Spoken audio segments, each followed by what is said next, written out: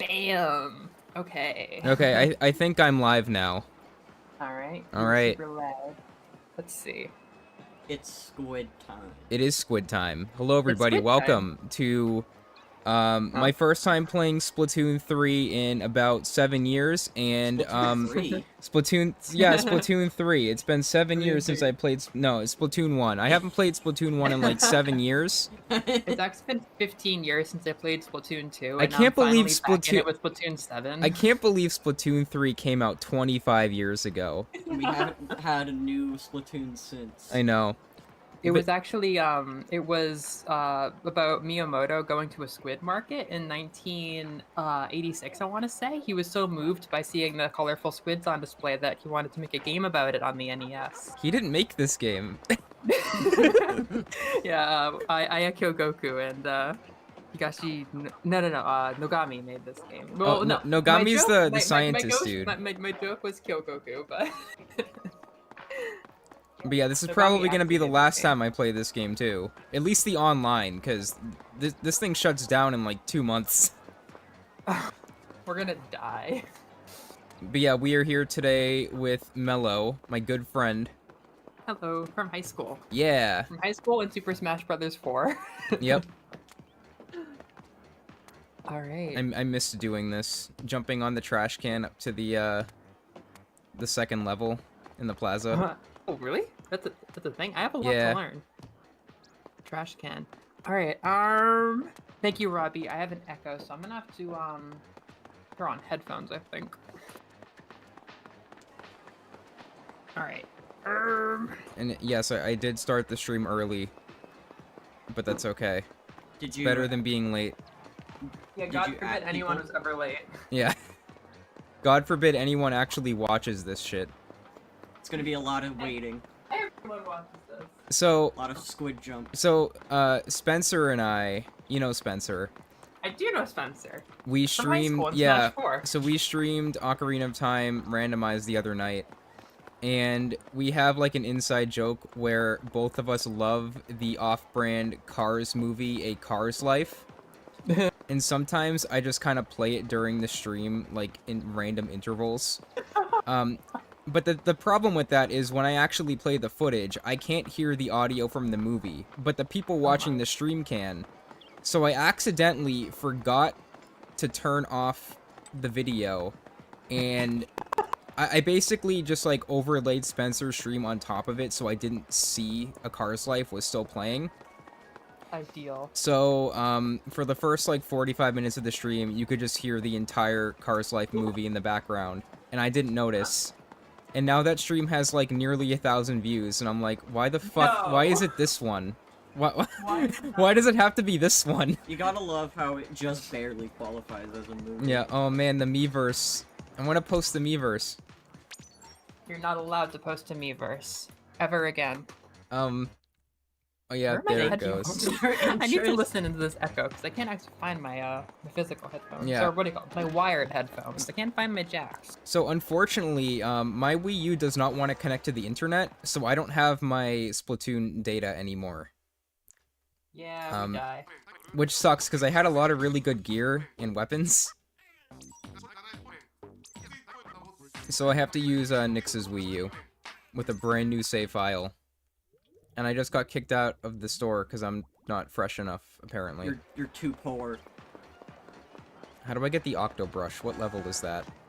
I don't know.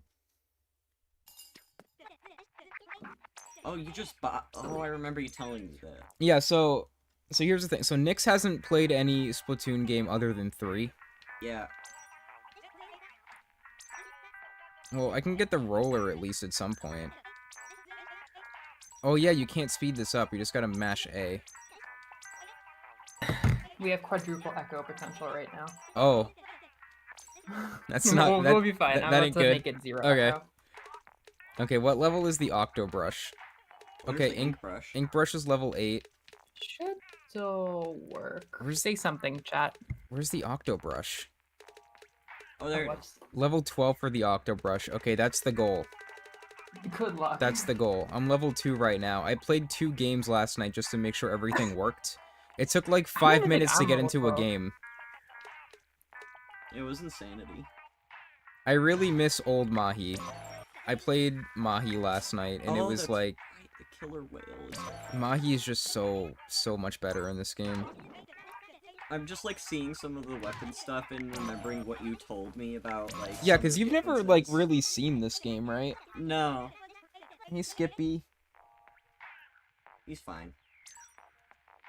Bomb rushes. That's not 1 in 3. Nope, they got rid of the bomb rushes. Everything something? is different. They're not bad, it just kind of depends, because, like, they have... Yeah, what have I done? I've made Max too quiet. Oh. I guess I can just give him his volume back. No, don't do that. Okay, Max, you say some words. Some words. Alright, we got words. Hey, nice.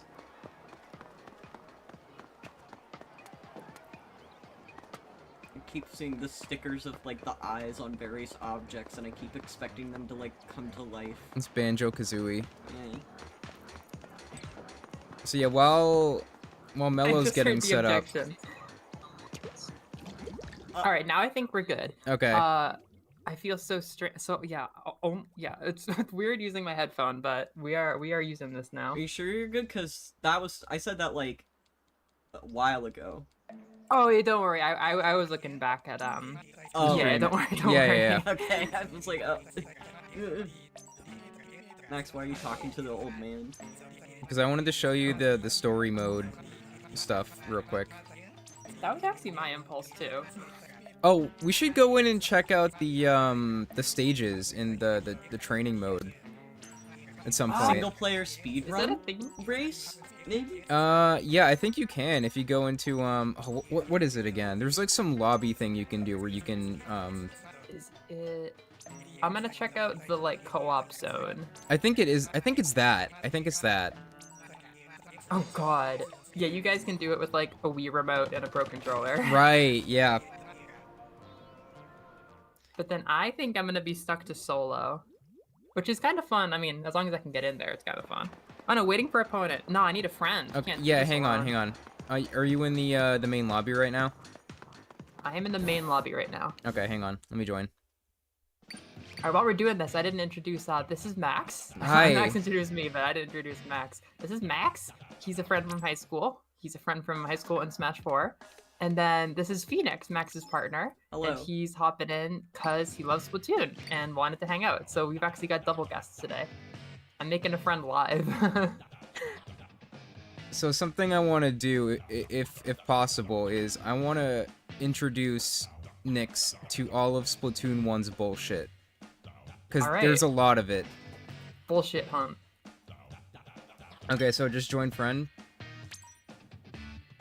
Join friend. Is not From, in a regular battle. Like a normal ass, like the lobby, the green lobby. I guess it's Yeah. not green in this game. So I guess if one of us joins a regular battle, the other one can join via the friend battle thing. I see. So then, if you're in the normal, damn, we're using two different Hang on, physical buildings. I'm gonna join Oh, regular battle, and join then friends. you join me. So I'll join the battle, and then you join via the friend button. It's so convoluted. So I'm in the normal lobby using the friend button to join a friend match. Whoa. I got Whoa. kicked out. That filled up really fast. What the fuck? Hang on, there's one space left. Hurry. Oh, I gotta go. Quick, hurry, Get in there. hurry. Morning, Nathan. Oh, morning, Robbie, too. I didn't see you. I was setting stuff How many up. hackers do you think we're gonna find? I believe they are prominent, but at the same time, they took the server down for security stuff, so maybe they got fried. Oh, I don't okay. know. Okay, so I'm in a game now. Oh, this is classic. I can't believe how quickly the lobby filled up. That was so fast compared to Because last night it took like 5 minutes to get like a game going. I've had that happen, but I've played I wouldn't say I've played a lot of Splatoon 1, but I've played like maybe 10 hours or so, and yeah, there are days where you don't get anything, and there are days where it's fine. Splatoon 2 is the same way. Did you leaves get more this to game find. at launch? Me? No. Oh, okay. I got this, so my story is, I got Splatoon, I was like I did not play that many games when I was a kid. I just played my JRPGs that I liked. Oh, Smash. yep. I turned my nose, even though I was kind of a Nintendo fan and I loved Smash, like I turned my nose up at all the series that I didn't know. So when Splatoon came out, I was like, that's not for me. But then Splash Ultimate came out, and I heard the Inkling say "woo me," and I'm like, I can be bought. I heard them say "woo me," and I'm like, well, I like that. And then I got Splatoon 2, and it took a while to play it, but I really finally got into it in the winter of 2021, which is really funny because my roommates and I were playing the hell out of it in January 2021, but we didn't play the revival Splatfest. Oh yeah. They randomly gave us Splatfest. They threw us a bone right when we were playing. We didn't play. We were like, let's go hiking that weekend. Yeah, I got this game on launch, so I've been playing this game since 2015. Granted, awesome. I haven't played Splatoon 1 since Splatoon 2 came out. I see, yeah. So, but yeah, it's so kind of impressive, this... like, how similar this feels to, like, you know, the modern Splatoon games. Yeah, they haven't changed a lot, which, like, definitely is its own conversation, but, like, it hasn't had to change a lot. Yeah, it still feels good. It's a solid game, I mean. Yeah, so I bought this for, like, $5 at GameStop, in 2021 when I was, like, on my Splatoon kick, and, I've never played it a lot, but I have played it. What are you doing? I keep forgetting I have to physically look down at the map to see progress. Oh god. Oh, that's right. Yeah, I got the game. We're using gamepad gaming. Yeah. Now. Sorry for not having a separate gamepad capture display. I think it's. Oh, hang on. Wait a minute. impossible. No, I have a webcam pointed at mine. No. Well, I Max, forgot you to do put it on. I forgot to put it on. Say, it's like, it's not I was gonna use it for squid jump. Yo, that's what I wanted to do. I'm doing a squid jump right now, which is not anything that my viewers can enjoy. So sorry. I could put my cell phone camera on it, but no, I'll just tell funny jokes instead. That's a lot of pressure. Y'all like Studio Ghibli movies? Max has seen one. I have seen one. Movie. Which one have you seen? Castle in the Sky, because Nick showed it to me. Yeah. Did you like it? I did like it. I watched that last night for the first time. Oh, what a coincidence! That one's my favorite. That one's my favorite. I thought it was real good. I need to watch more of them, because I mean, I know I'm gonna like them. It's just I don't watch movies a lot.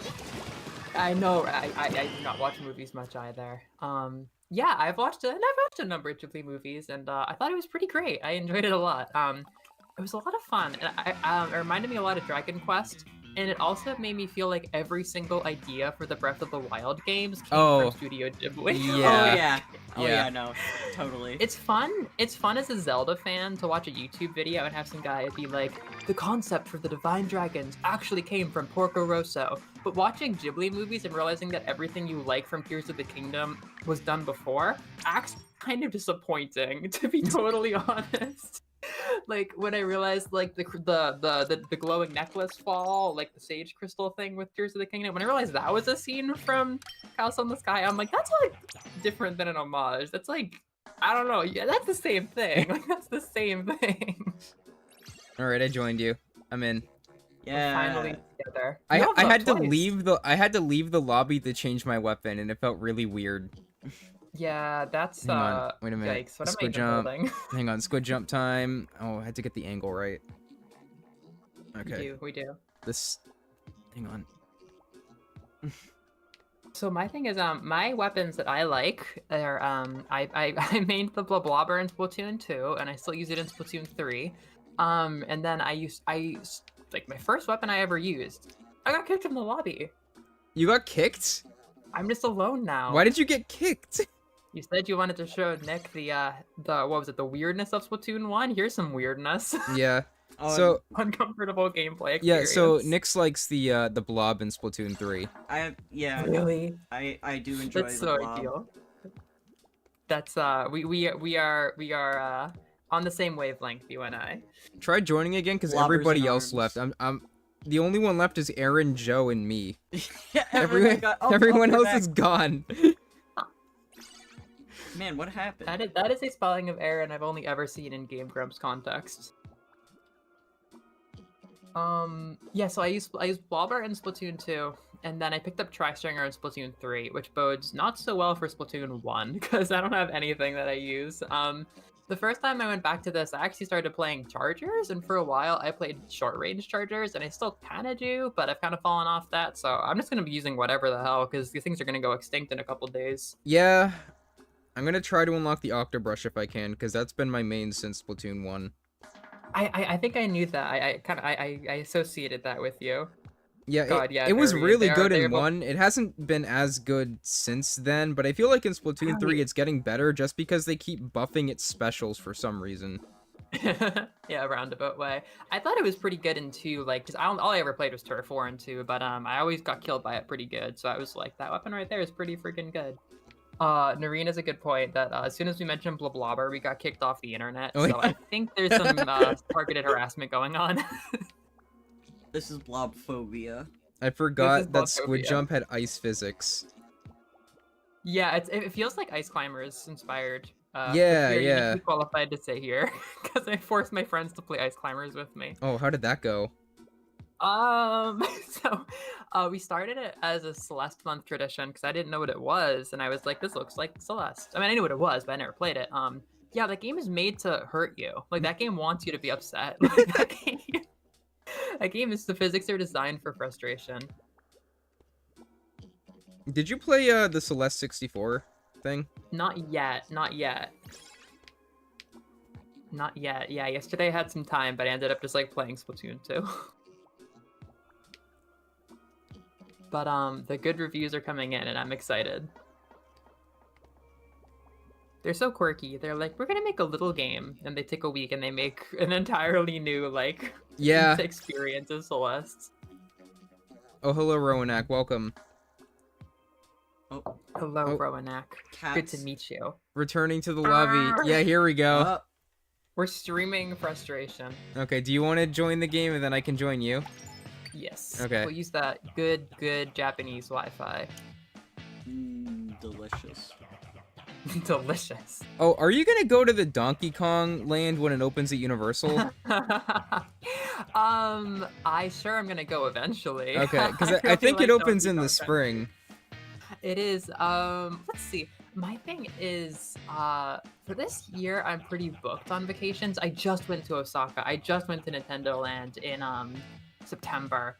So I currently am in a tricky situation where I don't know how long I can stay because they're just complicated stuff. I might have to leave. So I'm staying between 6 and 18 more months in the country. Okay. If I can stay for the full time I want to stay, then I might have Osaka in the cards. But I honestly, at this point, I'm kind of waiting to do it in America because I actually would rather revisit America. This is my thing. Now I'm like spoiled. I actually would rather go to American USJ, American Universal Studios, because the reality is Japanese Universal Studios is pretty much a carbon copy of the Universal Studios that I went to as a kid. So like the Jaws ride and area, the Jurassic Park area, just all the stuff that was there in like 2011. So like I've already seen all that. So I'd rather go and see the new stuff in America. And also like America's more boring for me, so I'd rather save something fun to do in America when I go home. So I'm probably gonna wait and go in Orlando. Yeah, because they're opening I think it's in 2025 and they're opening a brand new park. Yeah, is that what it is? And I think that's when they're making and all of the Nintendo stuff. Nintendo's in there, and DK is going to be there day one too. That's kind of what I'm waiting for. Yeah, I want to go. Yeah, like it was definitely fun to go to. I mean, it was fun to go to I forgot to join. World. For sure. But it's a lot of money to go back, so I'm not. Yeah. It's not super high priority, even though I really want to go see Donkey Kong. I mean, I forgot to join, and now I'm waiting again. Oh God, we die. Oh hey, Whoopi. The main reason you want to go is because you want to meet Funky Kong.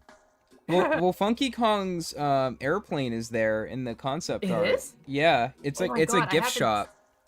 I see. Oh, it's a gift shop. See, I was really hoping that he was gonna have like a bar. My fantasy before they like when it was just concept art, I was hoping I could get a rum drink with Funky, and like I haven't seen that confirmed yet. Now, have you seen the Donkey Kong ride? Yeah, the rail cart. Yeah, the mine cart. Yeah. It's the rail cart. Yeah, it's like a loop with like a jump, right? Well, doesn't it? It's like it has like a false track, so it looks like you're actually making jumps off of like broken minecart track, which is pretty neat. It's really As neat. somebody currently playing DKC Returns, I can say that kicks ass. Yeah, it's pretty it looks cool. really cool. And then there's also rumors that Universal Orlando is going to be getting Zelda at some point, because Yes. apparently Really? yeah, Oh, Numa. yeah, they posted like a video and Aonuma was there with Miyamoto, like wearing construction jackets and helmets. Oh my god. So what like was it like PR focused on him, or was he in the background? I didn't actually look at the photo. He was in the background, and then they took it down. It was like an Instagram post. People notice, and then Oh, and then there's also I been see. a ton of rumors surrounding it. Really? There's this like theme park YouTuber named Alicia Stella, and she basically like has known everything about Universal for the past like 5 years. Wow. Like she knows everything about the new park that's happening, and everything that's been announced recently is just stuff that she's Man. already reported on like 2 years ago. And she's Zelda? She says Zelda? Yeah, she says Zelda's happening. That's crazy. For some reason, I kind of lost hope on it for some reason. Something about, like, I feel like the road forks into two different ways. And I guess it's the same way with the movies, but then I guess that proves me wrong. I feel like when they went DK, it showed, like, lower priority for Zelda because, like, they don't actually care what's popular. They're just going with what seems like a fun, like, retro throwback. But no, I'm happy as hell for Zelda. Oh, yeah, no, the current rumor is it's going to be going in Islands of Adventure in the Lost Continent area, which is kind of like a wasteland right now. Wow, I don't think Japan has that, so I wonder. No, where they it's gonna go don't. I don't know. And then there's America exclusive. There's also rumors of Link. Pokemon coming to Universal. I think it's already confirmed to be going to Universal Japan, and then it's probably going to go to Orlando too. Well, there was a time where they had Poke Park. I think it's Yokohama or something. I think they're making a new Poke Park too. I think that's like separate. The game? No, Or- like I think it's called Oh. Poke Park Kanto. It's like an actual physical location. Poke Park Kanto. So that's happening along with the Universal stuff apparently. And My then God. there's another rumor that Luigi's Mansion is going to be an expansion to Super Stop. Nintendo World in Orlando. Stop. You Yeah. can't say- Yeah. You can't say this to me. 2032 is gonna be so lit. I know. Yeah, just gotta wait like 15 years for all this stuff to be done. Dude, I'm gonna go to. Oh man, that gives me like passion for life right there. I'm gonna go with my dad to Luigi's Mansion in real life, and he's gonna be so dorky about it. He's super nostalgic about our GameCube games that we played, like Double Dash, Mario Party, Luigi's Mansion. Like they're like present as if it were 2002 yesterday for him. So that would be crazy to do. You know, my aunt is a big Zelda fan, and she lives pretty close to Universal Orlando, so I want to go there with her. That's so cool. Yeah, I guess the one of the other rumors relating to that is that there's gonna be like a Zelda boat ride, and that there's gonna be like a Deku Tree restaurant. Okay, that's I don't know what I would eat in the Deku that sounds Tree awesome. restaurant. It sounds cool, but like, what are we eating? Like milk. I see. I'd rather go for the Lon Lon Ranch. Oh, they better have a milk bar. They better have a milk bar.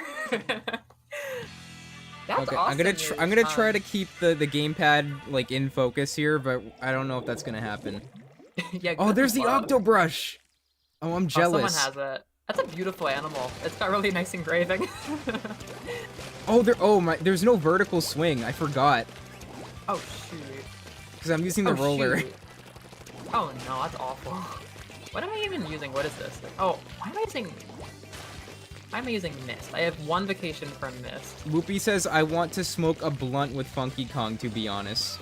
To be honest, yeah, we'll see what we can get away with. We'll start with the alcohol and then keep going from there. Is that the killer whale? That is the killer whale, yes. This is the original. Primal whale. I've actually been playing Splatoon 2 a bit. I've been going back because I've been playing some Octo expansion. I still need to finish that.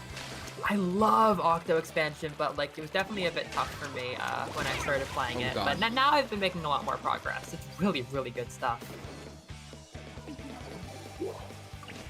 Because what happened with me was something was really wrong with my original Switch. Really? There was some like... I don't know, but basically, there was something wrong with my Switch to the point where I couldn't play Splatoon 2. Oh, hi. What? Yeah, so, my Switch, whenever I tried to play Splatoon 2, it would just crash. So I never got Octo expansion because I couldn't play it. Yeah, I guess that would do it. But then they That would included certainly it. But do then I got my Switch OLED, and then they did the Switch Online expansion pass. which included the Octo expansion. Yeah. So I played it for a little bit, but I never finished it. Huh. So you're saying, like, you could play or Switch normally, but you could not play Splatoon 2? Yeah, so Splatoon 2 was the only game that would not function on my original Switch. The only one? Yeah, it was. And there was also an issue with Animal Crossing where sometimes textures would just be missing. Oh yeah, the screen would go red. Yeah, the entire ocean was just a solid red at one point. Because I guess, yeah, it was like a blood ocean, but basically, like, if there's a missing texture in Animal Crossing New Horizons, the entire model just turns red. So there was one time where fucking red was completely red, like the fox dude. Oh, and it was weird. perfect. That's It was like something you would have said about webkins in 2005. Yeah, it's like a creepypasta. Yeah. My haunted Animal Crossing game. I have screenshots of it. I can send them to you. I'd like to see that. Oh my goodness. So you couldn't play Splatoon 2, and you were seeing demons in Animal Crossing. Yep. Another day in Max's life. And then I got my OLED, and everything was fixed. That's why they made the new model. They're like, well, we know that, we're aware that some of the Nintendo Switch player base is struggling with the demonic red no Splatoon 2 Yeah. So we've decided to push out new hardware as fast as possible to address this. Yeah, and the only reason I actually bought an OLED at the time was because, around the time the OLED came out, my original Switch, the fan started grinding. It made like a grinding sound, so I was like, okay, this isn't really working. And the Switch was like vibrating, and I was like, yeah, it's probably time to upgrade. Yeah, I think they got you. It's planned obsolescence right there. Yeah. And it was like the month after the OLED came out. I was like, okay, well now I have to actually go out and try to find one before Christmas, which is going to be impossible. Good luck. Yeah. I had to go to Target. I had to like drive 40 minutes to a Target in New Hampshire and camp out at like 5 a.m. and there was only one OLED. Oh, we die. God, dude, this is so random. Do you have any stories? You mentioned like 5 a.m. and I'm like nostalgic. Do you have any stories about amiibo hunting in the Smash 4 era? I know that I do. Yeah, I saw you at Target when I was getting my Jigglypuff. You told me that so recently. I went years without knowing that. I guess another one I have was I went to Toys R Us to get the Mega Yarn Yoshi amiibo. And I was 16 years old, waiting in line at like 5 a.m. or whatever to get a plush Yoshi. And I was the youngest person in line waiting for that thing. Oh my god, that's wild. But it was funny because it was at a Toys R Us in New Hampshire, and some of the guys in front of me in line were talking about how, well, one of them had gotten snowed in for a week. And he had nothing to do, so he just played all of the Zelda CDI games. Oh no. So that stuck with me. That's actually mad funny. I never had to go to a Toys R Us for any amiibo. Heaven knows some people did for, yeah. Was Yarn Yoshi Toys R Us exclusive? Or was that just like good convenient It's for you? Toys R Us exclusive, and that thing, if you want to buy that thing now, it's like $200. Wow. So, wait, really? If you want to make some money, I can bring some home from Japan. The amiibo situation's a lot more chill here. I could tell stories about that too. Oh yeah. No, Smash 4. That's funny as hell. Yeah, so you saw me. I know exactly. You told me the story, and I put it all together. I didn't recognize you, but what I did see. Oh, I was in my car. I was in my car. I saw you walk by when I was in the parking lot. So I was not like mindful of like getting there right when it opened for Target. I just rolled up. I thought things would be, I don't know, doable. And these guys come out with bags and bags and bags of amiibos, and I'm like, oh, this isn't the world I was expecting to be born into. Like, they just had these huge scalper bags, and there was no control. And I got in, and I remember that wave pretty vividly. I think only Zard was left, and I remember getting in there, and the poor cashier in the electronics section was like, we are now out of Jigglypuff. We are now out of Wario. It was just like so sad. Yeah, Lucina, like, Robin, you want Pac-Man or Zard. Yeah. Ness too. It was actually. Oh pretty, yeah, Ness broke GameStop. Like Ness actually broke the GameStop servers. Like no, because I've been doing research for the amiibo video I've been working on for the past almost a year.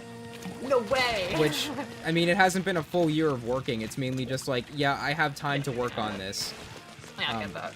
But basically what had happened was GameStop, they wanted to make buying all of the Wave 4 amiibo more convenient. So what they did was they put them all in one listing. So if you went to the store, you could buy all of them at once. Oh, However, they fucked it up. So if you wanted to buy that entire wave of amiibo, if there was one that was out of stock, you couldn't buy any of them. Oh no. So they messed up the listing, and then it just broke the store servers, and like the entirety of GameStop just didn't work for an entire day. Like no GameStops worked. It broke their in-store servers. Then the pre-orders for NES. Oh, it's a mess. So yeah, because I remember when that happened, because I wanted to get a NES amiibo, and like you just physically could not buy them. That's nuts. And it affected the whole store. Yeah, that was a crazy, crazy era. Oh yeah. So I wanted to just roll up and buy something, and I actually, Spencer's not here though, right? I don't think so. Spencer's not in the chat. Spencer, who I know you're still friends with, we were friends back then, and I was like, oh, I'll pick you up. I had two people I was getting an amiibo for. I was like, I was getting a Robin and a Ness, but I was also trying to get a Lucina. That was my first Lucina, and this was like the peak of Lucina hype for me. So like, I really, really wanted this damn thing. Mm-hmm. So I went to Target, no luck. I couldn't get anybody anything, and I got to GameStop really early. And there was just this one guy sitting there reading a fantasy novel in his lawn chair. Just this one dude, and it was just like, okay, time to tell you my whole life story. Because he was this collector, and he wanted to just get like all of the amiibo. Oh yeah. So I was just like talking to him, and he was like, well, let me think about it. You seem really passionate. Like I told him my whole life story and how much I love Lucina and how much she meant to me. And he was like, all right, I'll let you have Lucina. But we talked more, and he was just like, all right, I'll let you have a Robin too. Because like GameStop had on their door like a listing of what they got for stock for everything. Yeah. So it was like one Lucina, two Robins, one Ness or something like that. So I just talked to this guy, and we became friends, and he let me have some of his haul. I forget what he was picking up otherwise, but I got the anime ones.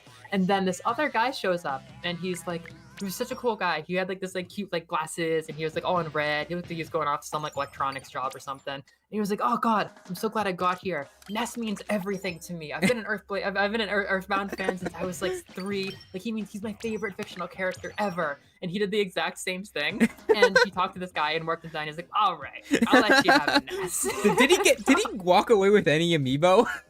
Oh, he got like, I think he probably got one Robin and like one other thing that none of us wanted. I only got. I think I had to give up on a Ness, but I got a Robin for Spencer. I think Spencer might still have this Robin. He probably does. I got my Lucina. And we took a selfie together because we were like, hey, look how diplomatic we were. It was such a good memory. I know, I kind of missed that era of like Nintendo, of going out at 5 a.m. and buying amiibo. The last time I actually had an experience like that was with the New Horizons amiibo cards back in November 2021. Oh no, wow, yeah. That was like, everyone was so intense about that, but every single person I know who bought any got what they wanted. I feel like they waited really, really well to get you the new villagers. Yeah, because I went to Target like when they opened to get that, and there was like 2 other people there looking for them. And one of the other people buying the amiibo cards asked one of the Target employees, like, hey, is there any limit to how many of these we can buy? And the Target employee was like, no. Really? Yeah. So I ended up buying like 5 packs of them. Wow. Huh. Who are you pulling for? There were definitely a few that I wanted. I liked Shino. I liked, was it Cephalobot? Yeah, Cephalobot. Oh, Cephalobot, yeah. Yeah. And, the weird, like, alien conspiracy gator. I forget what his name is. What about, Roswell. Roswell is his name. Roswell, yeah, he's cool. What about the blue rabbit, babe? Oh, yeah, Sasha. Sasha's cool. I was like... all my friends wanted Sasha, every single person... I thought I was super rare because I only got 1 pack and I got a Sasha, so I'm like, holy crap. And all of my friends wanted Sasha, so I was actually getting ready to farm Sashas for people. I was getting ready to give away like 3 different Sashas, but everybody pulled Sasha. Like, everybody got what they wanted in that set. Yeah, it was a good set of cards. Yeah, it definitely was. I think they balanced it well. It was like one of the rare times Nintendo actually adjusted to the need for their product. Yeah, I thought that went really well because it was chaos back in the day. I mean, Oh, yeah. It's weird to be Oh, telling shit, old New Kraken. Horizons stories, but like it's been 4 years now, and yeah, that was a crazy time. Yeah, Splatoon 1 Kraken is another level of bullshit. I've only heard. I haven't experienced it that much. It's like, but I it's did die as fully soon as one invincible. popped up. It lasts a very long time. It's just, it's crazy. I use the blob that has the marker and the Kraken now because it's just so much more fun than like vanilla blob for me in Splatoon 3. And Oh, yeah. I can't do junk with the Kraken. I like have a couple things I'll do, but it's trash for me. I mean, I'm still learning it. It feels like there's a lot to learn with it. What am I gonna do? I keep dying when I get my whale. I'm using this random gun. I'm using the Grim Blaster, like the green fire blaster. It seems kind of good. Oh. I wish we could change weapons more easily, like, seriously. Something about, like, Yeah. not, like, you know, the kind of crappy joining your friend system, the kind of crappy online, and the kind of crappy changing your weapons. It just makes me like, I'm just gonna play this gun for, like, 2 hours and then swap to another gun. Yeah, and then the rotations are 4 hours in this game for stages. 4 hours? Yeah. Oh my god, that That's person has the actually sushi chef outfit. Oh, why didn't they bring that back? There was a sushi chef outfit in this game, Oh, and they wow, never that's brought it nice. back. That feels like something that they would bring back. I know. Oh, there's the Kraken. Yep. Very Splatoon. Dang. Alright, well, I don't know. Did you happen to know when they roll over? Like, are we gonna get a rollover on our stream for the stages? I Good don't mind the question. stages, but- I hope so, because I want Flounder Heights. Yeah, I want a couple of things. Although, you know, we could do different modes. No, we can't. Can we do multiple modes together? I don't know if we can do ranked together. Damn, would have been cool to do ranked. Look at your splatter shot, LMAO. Level 4. You leveled up really quickly to 4, and now you've been stuck there, it seems. Yeah. Ugh. Yeah, it's taken me like 12 hours to get to level 11, so... Oh good luck, god. have Yeah, fun. I don't know if I'm gonna get the Octobrush tonight. I might be able to get the ink brush. That's a bummer. Like, when you told me you couldn't get to your other account, I'm like, oh, we can start from fresh. And then I'm like, there's literally no appeal to starting fresh right now. Yeah. There's literally no appeal. It's kind of funny though, because it feels like only yesterday I was playing this game, you know? Like, it doesn't feel like I've been gone for 7 years. I bet. I mean, damn. So that's kind of the thing is like, right? Like everything after high school is weird for me because like Yeah. it's getting pretty far back there. Like I have 7-year-old memories that happened after high school now, and it's like, nuh-uh, everything after high school is new. Everything after high school happened yesterday. Mm. I actually played Stardew Valley about 7 years ago. That was my biggest phase with it. I've gone back a few times. I actually played it a little bit this winter, but I played it really hard 7 years ago because like it was the kind of the gay marriage thing actually. Because like Skyrim made me feel like it was kind of like, you know, whatever. Like it didn't seem like a big deal that I could do gay marriage back then. But like enough time went by, and I guess I got jaded enough that when my friend told me this game was getting popular and it had like same-sex marriage, I was like, yo, I'm gonna play a farm game, and it was super fun. It was super cool. Yeah, Nix and I played a lot of Stardew when we were still long distance. Yeah, that's so cool. We were trying to go for getting the dinosaur egg, and then I don't know. I think we just got busy. just got busy, I guess. Yeah, But we need to get back into it. Because it's a good Yeah, game. I like playing it more with other people than by myself. Yeah, I haven't been able to do a lot of co-op, but I feel like that is the true experience. Yeah, co-op they is fun. implemented it really well. Man, I love how open Yeah. the stages are in this game, though. That is, yep. 'Cause Yep. that's one of my That's main also how I complaints feel with about 3. 2. Because 3, the And stages that- are a lot more, you know, linear. Yep. But they've been And it getting makes it better. fast-paced to me. They've been getting Yes, better with the designs. they're Like the ramen one is working on it. ramen one is really good. Yes, I quite like the ramen one because I feel like it kind of like whatever vision they have with like the linear fast action, like just fight in one place as fast as possible kind of vision.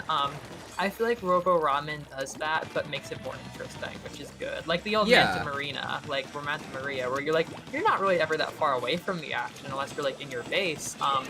But like, you know, the central fight pit isn't just like one room with like one route to get there. Oh yeah, because I like how you can just go underneath mid. Like you can Yes, go under exactly. the action, and it's really cool. It's very unique. And And I've played like kind of up in your face weapons on that map, and like I don't want to go out there. Like if somebody's out like underneath their zone in the enemy area, I'm not going down there because like you can't see anything. Yeah, when yeah. when you're in the center, you can't see what's down there, which makes it feel even bigger. So I think it's a very complex map, which is good. Yeah. But it's still pretty fast paced. Oh yeah. And I just feel like a lot of the Splatoon's 3 stages just kind of blend together too. Like when I play Splatoon 1, every single stage has like a very unique layout, a very unique gimmick to it. Yeah. The gimmicks are strong, yeah. Oh yeah. Glad they brought back the rotating one. It was one of my favorites between 3 maps. Like, I'm not like passionate about it, but I always am aware that I'm playing on Museum de Alfonso. Yeah, that's always been a really good one. Yeah. But yeah, Splatoon 2 is... I don't know, I don't think I have like a firm pulse on Splatoon 1, possibly because I've only played like 7 maps, but Splatoon 2 is so like low-key compared to Splatoon 3. I think it's also because everybody runs ink armor, so it's just like everybody stays alive longer. But like Black Valley Skate Park, like that is a big open map. Like there is so many places to be and just not be fighting anybody. Yeah, and I think there's also a lot of good ones like the other museum. I don't know what it's called. The other museum. It's like a straight hallway where like there's kind of 3 different like rows to be fighting on, but then there's also so many different ways to get over there. Oh, that, the history museum one. Yeah, the history. Yeah, museum. yeah. Like, you're always in the action, but you're never like. It's not quite as fast paced. Like everything is just so much more slow paced when it plays Splatoon 2. Yeah, I should go back to play some Splatoon 2 because I never got to experience a lot of the newer stages in that game. Oh, really? Because like I couldn't play the game. Oh, right. Yeah. Yeah, we could do like a Make-A-Wish Foundation kind of thing. Like, help this poor boy get his Splatoon 2 memories back, and I'll get a bunch of people to come play Splatoon 2 with you. Oh my god, the bubbler is so good. Yeah, I've heard about that. I didn't realize, you said you didn't know co-op was a thing till this weekend, and did you? I didn't realize you played Stardew Valley. I didn't realize you were aware. I didn't realize you played Stardew Valley. That's such a chill game to have. Yeah, it's been a while, but I do like the game. Yeah. Oh, level 5. Hey, Lake, don't stop him now. I'm gonna go see what I can buy, actually. Oh, are you? Oh, I should have dropped. I'll drop after this one because the blaster I'm using is total junk. I mean, maybe I should just use different tactics, but it's total junk on Camp Triggerfish because it doesn't stretch across the gap in the middle, so I just get shot at every time I walk by. Oh yeah, oof. It's been a rough. That map goes hard with Blobber though. Actually, yeah, Nix, I recommend if you can try some Splatoon 2, that Blobber is a lot of fun because like. The Blobber on a different style of map goes crazy. I always forget the name of this place, but there's another one I've been playing whenever I'm on 2. It's just like some friggin' like, I don't know, it's like an alley or something. It's just like big and open and everything slants down into the middle. Like it's just like this big canal or something, Snapper Canal maybe. And that place is so wide open. And if you get a really good high ground with the Blobber, you could just like rain blobs on people like an avalanche. Like there's a lot of like positioning stuff in Splatoon 2 because there's a lot of weird places to go and cover a lot of ground, and you can really enjoy like the huge range, I guess, of the blobs. So that's kind of where I was born and raised is Splatoon 2 for Blobber. It's very different. I see. It's fun. Get a vantage point and then just rain chaos. I like yes. And on a big map, you can kind of strafe between vantage points, so people don't know. Like, it feels like honestly playing the Blobber always makes me feel like a not like a trebuchet, but like a big bunch of like molten tar that like you drop on like I feel like a turret in a balloons tower defense game. Like I feel like an obstacle people have to get past when I like pick an area and make it just like impossible with blobs. It feels like I'm making the map into like a hazardous area for them. Yeah, because the blob is just a wall essentially. Yeah, it just rains down. You just like sit in one place and just kind of spam and it works. It just kind of works. Yeah, exactly. And my friend who's like pretty hip on Splatoon didn't believe me when I said this, but my theory as a Splatoon 2 blobber is Blob was so popular at the beginning of Splatoon 3 because I mean Rainstorm is really good, or at least it was when it was like Blob was like oh, they just buffed it. They just buffed it too. It like heals you better now. It heals your team essentially. Rain heals your team. Did they nerf its ability to do damage or what? I don't think so. I think it just kind of heals better now. Hell? Yeah. This is Oh, look at good. this. So basically, how this works now. Oh. Oh, whoops. sorry. No, it's okay. It's fine. I'm like, who's this idiot holding his torpedo? Yeah. So basically, when you do the what was the ink strike? Yeah. You gotta press the map on the gamepad where you want it to land. It's so cute. Yeah, it's cool. It's cool when no one's like fucking bullying you. What was I gonna say? Yeah, so I think that aside from Rain being good, I think Blob was like a huge deal when it first came out, or when Splatoon 3 first came out, because those maps are so narrow that, like, you know, in Splatoon 2 you can pick an area and fill it up with blobs, and you're not covering the whole damn map. Whereas you can be a nuisance in Splatoon 3. Like, you can fill up a lot of the map with your blobs if you want, and I was kind of just like snobby. Like, I always have this stupid contrarian thing, but I was like, I liked Blob before it was cool, which isn't true because it also was meme popular in Splatoon 2 when it came out, I hear, and it became infamous in the same way. But it was like infamously popular in Splatoon 3, and I was like, I know why. I'm a blobber knower. I know that it's like super good in these tight narrow areas. So it took me like a year to get past myself and just enjoy it. I didn't really play it much until the new kit came out. But now I play it all the time. It's fun. It's fun. It's great. Yeah, Slosher still feels good. What does? The Slosher. I forgot the sloshing machine was a Splatoon 1 weapon. I thought that was 2. Guess not. That's what I'm probably gonna go and start trying. I used to just play Blobber, like not really buckets, but I've been trying more buckets to like expand my horizons, and I like them. Because my thing is like, the Blobber is really good, right? And like it's definitely good when you're playing like, I don't know, like casual matches. Like if people know how to work around it, they can definitely kill you pretty good. So there's times where like I feel like you either, it's a count of 0 or 100, like a glass cannon thing. Like you either just decimate the fella, or you're just helpless. Like if somebody's up in your face, like it takes so long to get the blobs out. And like I've been learning, like, you know, you jump and you angle it. You can in Splatoon 2, like I can kind of get myself out of danger, but not against like, a good player. So oh my god, there's two freaking, oh my god, there's 2 shields up there. But yeah, I kind of get frustrated with being like a tri-stringer blobber player, how I'm always like thinking about angles and positioning and this stuff, and my gun is so slow that I can never just like yeah. If somebody's in front of me, I can't just like pull the trigger and kill them. Whereas if I'm like, you know, if I end up near like a dually or like a blaster or something, like a shooter, like they just pull the trigger and I die, whereas I have to like wait for my things to go. So I've been trying more stuff that's just like normal.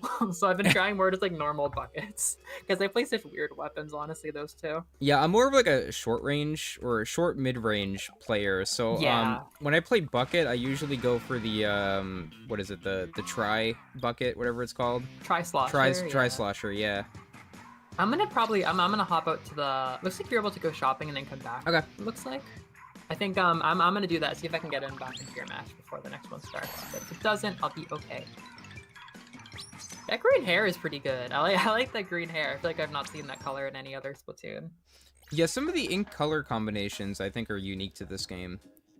It makes sense. There's so many. It's kind of one of those like innocent ways. Like, oh yeah, this green hair color is really good. I've definitely never had that. And there's a lot of kind of annoying ways that Nintendo will make their games distinct, like Mega Evolution is never coming back. Oh, thanks. You know, it's one of those things. But there's a lot of innocent ways they can do it, like having different ink colors, which I think is fun. No one loses not having every ink color. It just makes the game feel more fun to go back to. Oh, also, did you see the new Splatfest? Yeah, I'm trying to. It's the weekend for America, right? Yeah. Can you explain the Japan one to me? Because it's like, is it like fillings or like sweets fillings? Yes, it's Anko. Oh, here we go. It's Japan time. It's Anko, custard, and cream. Those are all popular fillings. Okay, like, and Big Man is cream, right? Yeah, and it's a white ink. So it looks like white ink. Big Man's gonna win. Is custard yellow? Is custard yellow? Yeah, custard is yellow, and it is it's like a custard thing. What is custard in America? Like Boston cream pie? Well, yeah, like a pudding kinda. Yes, it's exactly what it is. And then y'all know Anko. Anko is the sugar one, like red bean. Yeah, I just think it's so cool that like Japan is getting merch for this Splatfest too. Oh yeah, I just saw that roll Like, out. why is this such a big whenever, deal? Is this like a big like point of contention for the Japanese audience? Like, what filling is the best? So I mean, there's two things. Like, you're aware of how popular Splatoon is in Japan, right? If not, I'm Oh gonna like, go yeah. off. Well, So okay. many stories. So yeah. Nick's ordered some of those Splatoon 3 like shirts from Japan. I did. Yeah. The like the what was it? The button clown shirt. You got a replica of that. And then Oh right, they made like the real replica. Yeah, yeah, yeah. Oh my neon. god. It was the neon. The neon sweater. Yeah. Oh my gosh, I think I saw those. Yeah. So that collab is pretty good. That is definitely that's pretty baller that they're able to do that. No, Splatoon, I could tell stories all day already. Yeah, so like that's a pretty big. Yeah, that is a pretty big thing that they're doing. So apparently when 3 came out, there was just all kinds of convenience store collaborations. This is the biggest one I've certainly ever seen since I moved here 6 months ago, and there's so much damn stuff, so I might go. Like, I'm not super invested in the theme, and not really like any other t-shirts, but I do kind of like the black one with all 3 themes, so I might check it out. They have so much merch. I will see. I'm gonna be honest. You know who's gonna tell me how big of a deal it is a bunch of 6th graders, because I am an elementary school teacher. So I learn everything about Nintendo stuff from my kids because they are so pumped. And I have like Kirby and Hollow Knight and deep cut stickers on my thermos, so they'll see it, and every single class, some kid, which is funny because like I did an introduction where I told all the kids in all my classes, like, I'm from America, I like video games, and like we had this whole question and answer where they were like, what rank are you? What weapon do you play? Oh, that I is can't believe you like awesome. Splatoon. That is awesome. Every single class, like it was so fun. The kids would get so passionate, and That's so I had cute. to buy a book and learn all the Japanese weapon names, and some of the older kids I have, my oldest kids are middle schoolers, and some of them called me cringe for, do you know the word kimo? Kimochi No, I wari. don't. It's really good slang. So kimo is really big slang. It means like bad vibes. So it can be used in a lot of ways. Like if something's creepy, like in a horror, like if you're going to a haunted house, I'd be like kimochi wari. But if somebody's cringe, that could be kimo. Like there's so many ways to use it. And this one nerdy kid, I was like, I mean blobber. He was like kimo, and I'm like, and I play tri-stringer. He's like kimochi wari. he was like, you're so cringe. So there was that, but otherwise the kids were just like so pumped. I feel like even some of the 5th graders gave me crap for blobber, but Oh my it was a god. really fun time. We had such funny conversations, but they're just kids, like they all Yeah, forget. yeah. And then they see my stickers and they're like, holy crap, is that Splatoon? Like the same kids every class would be like hitting their friends on the shoulder and be like, oh my god, that's Shiver and Fry. Oh my god. And like they don't always put it together that like I have Shiver and Fry stickers because I like Splatoon. So it's often a separate conversation, which is, yes, I do know Splatoon. That's why I have Splatoon stickers on my service. That is hilarious. I love So that that happens so all much. the time. I've got a lot of pretty much anytime a fest happens, someone will come up and check in on like what team I was on, and there's this one girl that asks like every single time, so we talk about it. It was funny as heck hearing, because like I'm used to like the internet's sense of resignation to like the Shiver G die, like the era of Shiver, like Mhm. Shiver dominance. But hearing a little kid after the 1-year anniversary Splatfest, and I was like, yeah, of course, you know, Shiver won. She's like, yeah, of course Shiver won. Like some 5th grader. Yeah. Even the Japanese 5th graders are resigned to the dominance of Shiver. I was like, yeah, Shiver won. And she's like, yeah, of course. Like, well, big whoop. And it's like, oh, you're so cynical and you're 11. Shivers won like half of the Splatfests. At least, Yeah. Yeah. It's funny. It's funny. I have a lot of feelings about Shiver. It's like Shiver is trans mask, Shiver is trans femme, Shiver is a man, Shiver is a woman. Like Shiver is whatever you want Shiver to be. Like I feel like there's like a lot of Nintendo bros that see Shiver as this like Rosalina, Cynthia, like ice heart, like step on me mommy kind of character. Then at the exact same time, there's all of these LGBT people who are like, Shiver is a trans mask king, like, you know, drawing Shiver looking like Metaton and stuff like that. Like everybody looks at Shiver and gets something different, and all we can agree on is we love Shiver. I look at Shiver and I see James Team Rocket. I see the Oh the my worst God. parts of both James and Jesse. Like Shiver is the worst part of Jesse and James, and she's so cringe fail, and I love her. Yet she She's wins. like scheming and ambitious and overthinks and is so impotent. She's just like the worst parts of both of them, which I think is so fun. Yeah, I love Deep Cut. I think they're my favorite Yes. idols in the series. It's hard for me to pick. Cause it's like you have the two main idols, right? But then you also got Big Man, and that just Yeah. kind of like throws them over the line, you know? Like that. Yeah. Big Man's just I the have a lot icing of on the cake. feelings. Yeah. What about you, Phoenix? What are your favorite idols? Are you familiar with all of them? Because if you want to play 3, No, I know them all. who are your favorites? I don't know. I mean, I do really like in terms of dynamic, I like I kind of am like in between 2 and 3's idols because I think both groups of idols have good dynamics there. They do. I have a lot of feelings. Splatoon idols are like one of my favorite Nintendo things, honestly. Like they're so like they're the most relatable characters in all of Nintendo for me. Like I relate to Kirby, you know, but the idols are just like I feel like I actually see myself in the game when I see them. They're just like these exhausted like mid-20s people. They're just so relatable for me. And my thought is that they are 3 very different sets of characters. Oh yeah. Oh yeah. I think I'm a big Squid Sisters fan. I just kind of like them. It's really tricky, honestly. I have a lot of feelings about all of them. I would say I'm either a Squid Sisters or Off the Hook, or a Squid Sisters or Deep Cut fan primarily. But like, they're all so different, right? Like, Marie and Callie are kind of like Mario and Luigi to me. Like, they're very, very vague. Like, they're not like super detailed in their characterization, but they're not like tropes either. They're just kind of like they're here, and it's like, yeah, I know them. Like that's Callie and Marie. Like it doesn't take a lot of like detail to make them believable. You're just kind of like, yeah, it's them. It's like Mario and Luigi. Like you get it. You look at them and you get it. Then Pearl and Marina are like the opposite. Like I feel like Pearl and Marina, especially in Octo expansion, like they have this depth of characterization that nobody else has. Like they have like the most, like they're not tropes at all. They're so complicated. They have this like nuanced dynamic and everything.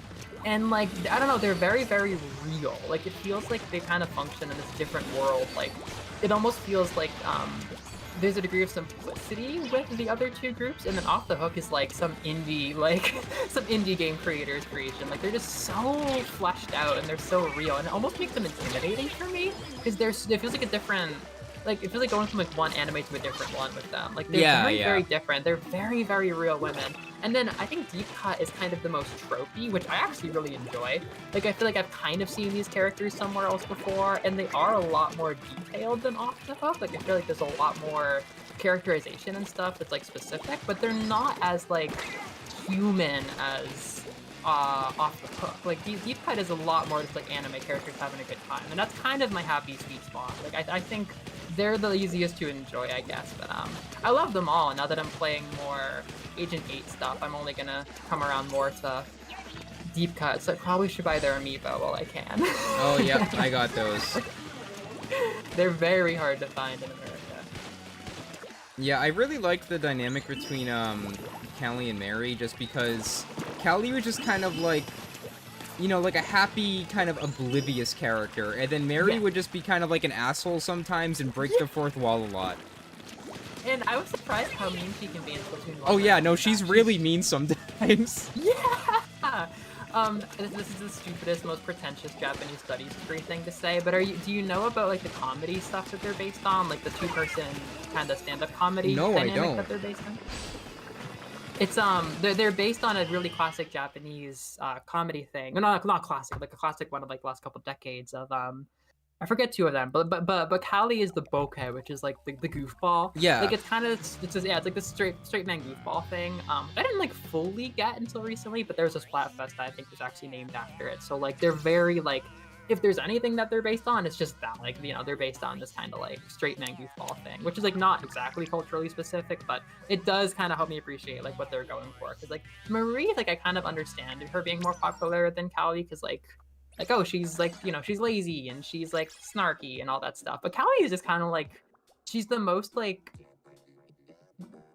vague character. She's just like fun. She's just like fun. Yeah, she's like, fun. She's fun, but I mean, I mean, that's all she really needs to be, though. Right, exactly. She's like by far the least defined character of all 7 of them, except for maybe Big Man. No, Big Man and Callie, like you can see, like there's a lot more like specific characterization going on at Big Man. Big Man's just kind of there, and I think that works for him though. Yeah, like it feels like his character is made around just being a chill guy. Yeah. But like I remember a lot of the things Mary would say to Callie. Like I think Mary told her to jump into a pool once.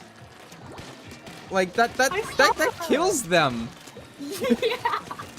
I came back for Splatoon 1 and I was actually like put off. I was a big Mary fan just like by design. I like both of them by design.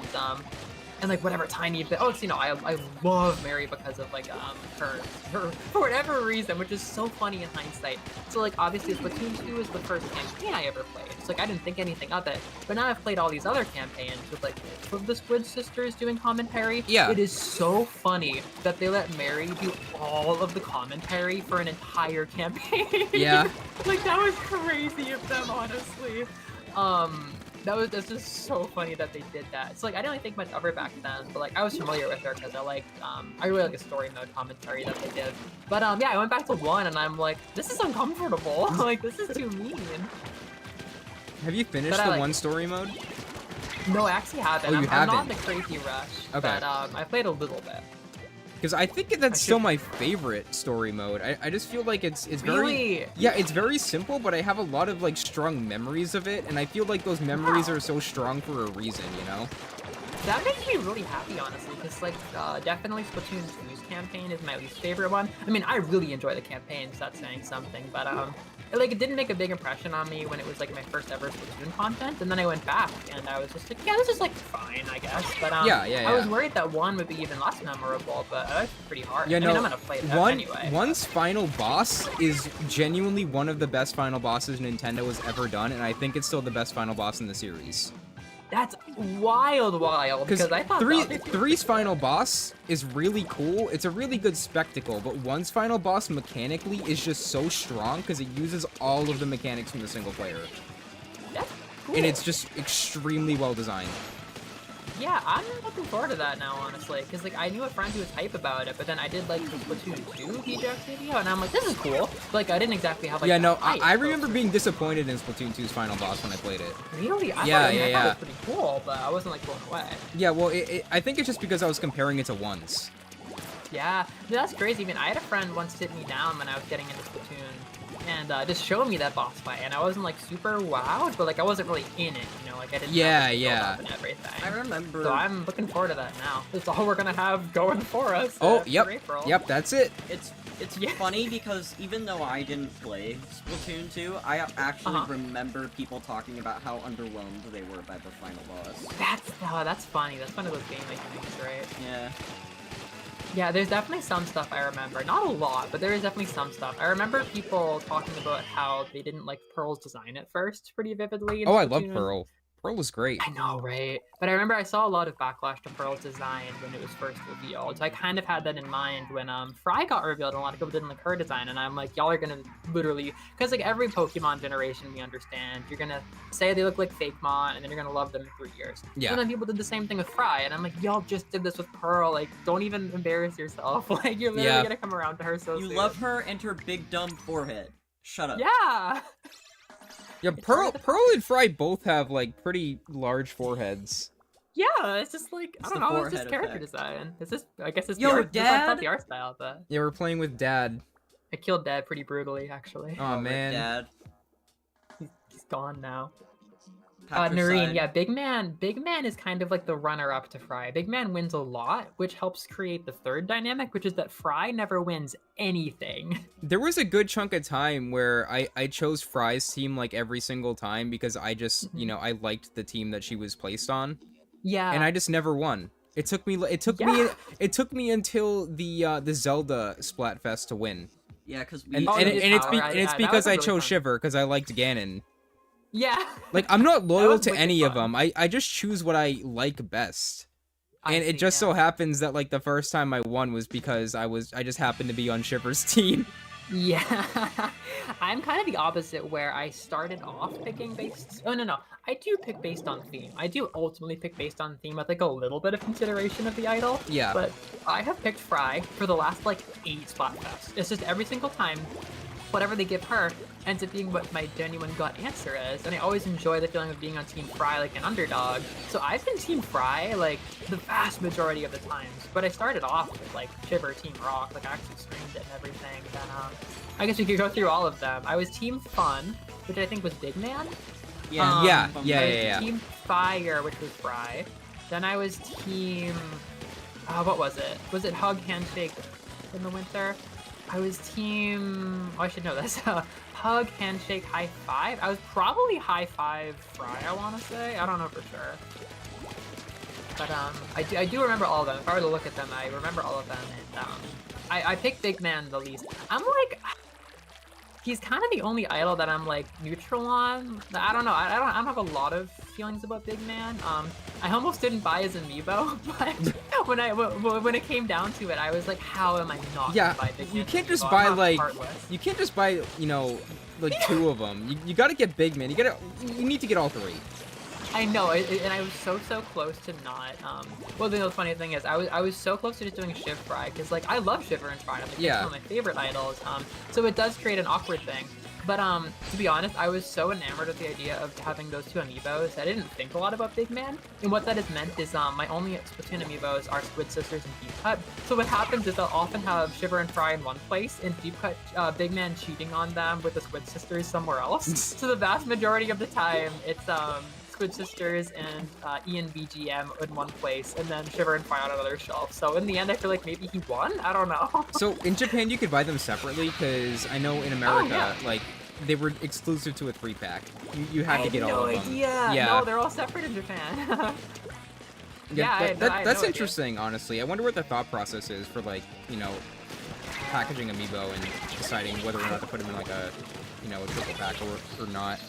My gut is just that everything must be easier in Japan, because, yeah, my amiibo story I was gonna say was, I think the thing is, so I get my games and everything at a pretty big store, kind of like it's kind of like Best Buy on steroids, and it's probably like the main place to buy games. It's one of what's funny is they're called camera stores, Bic Camera and Yodobashi Camera, but like they have expanded far beyond cameras. It's every single thing you could possibly want related to electronics. And I even found like a nerd stuff section in my local one on the top store. They have like Nendoroid pre-orders, like it's crazy. Yeah, it's just everything, and it's not even like a nerd. It's not even like a proper nerd store. Like I have like a really good anime games figure store in town, multiple. But Yodobashi Camera is just like Best Buy on steroids. So I go there and they have all of the amiibo pre-orders, and for the whole time I was living here, like from July to when the restock started happening, they always had little pre-order things for like every single Splatoon amiibo at like the like normal like MSRP price. So I'm like, oh my god, I'm in heaven. Because like to me, like Splatoon amiibo are some of the most valuable ones. Like I went crazy to get my Squid Sisters when they got restocked for Splatoon 3 because they were so expensive before. Oh, they were Splatoon really 3. hard to get before they restocked them. So I've just been like, I would just casually go in and browse stuff and see like, oh, I could pre-order Marina, I could pre-order Parlor Agent Date, but I don't think I will. But then we got these gigantic restocks all at once, and now I don't see them anymore. So I'm starting to think it's not always like buy as many amiibo as we want and we'll print them for you, and more just that they were doing a really good job of advertising the restock, and now I'm probably gonna have to go digging a little bit if I want to get like 8 off the hook. Yeah. I don't know. Amiibo have been weird for a long time. I don't even know if... Because I think the only other amiibo that's been announced is the Sora one. And then after that, it's just kind of like a no man's land. Like, nobody knows what's going to happen to him. Because the Switch 2 is probably coming out, like, this year. Yeah. So, like, I don't know what they're going to do with Amiibo. I mean, it's been 10 years since they first released them, and they're still going. But it's definitely not as big of a thing as it was before.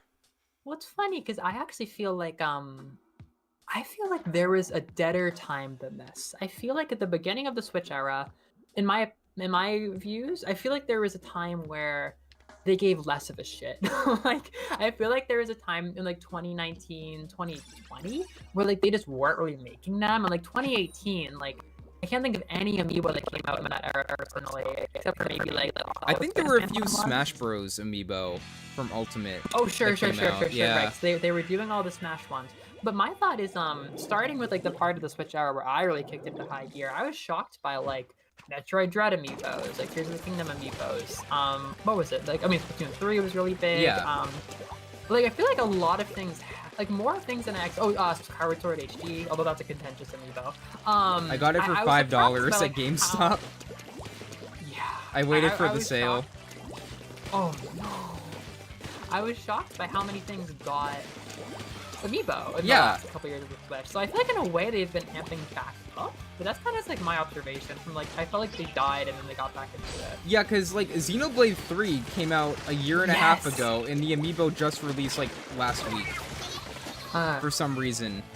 I don't know why it took them so long, so... We are mirror matching so hard. I think we're both using the same freaking bucket because we're both level like 2. I'm not using the Tri-Slosher because I'm just using the normal standard one. I think I'm using the normal one. Oh, are you? Okay. Yeah, we look at we're doing the same thing whenever we run into each whoops. other.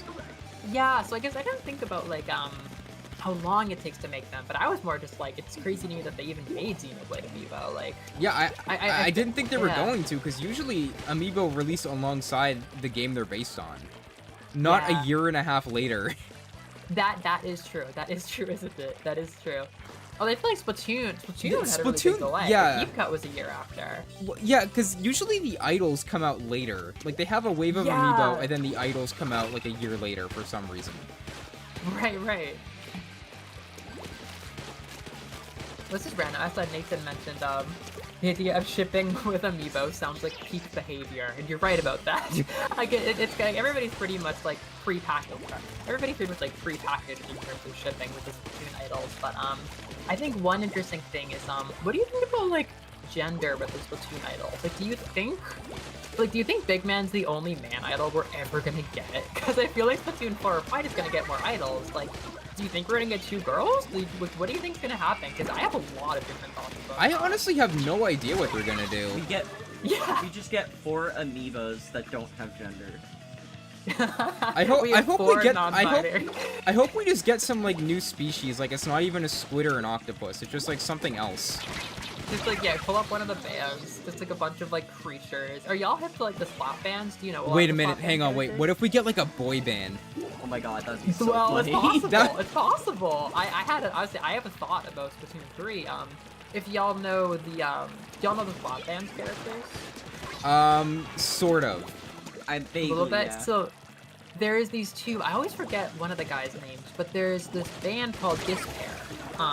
Pecan, the bassist, is like this stoic, exhausted-looking, purple-haired guy, and the other guy has this really colorful, fun design. He has like orange hair. They're very popular in the fandom.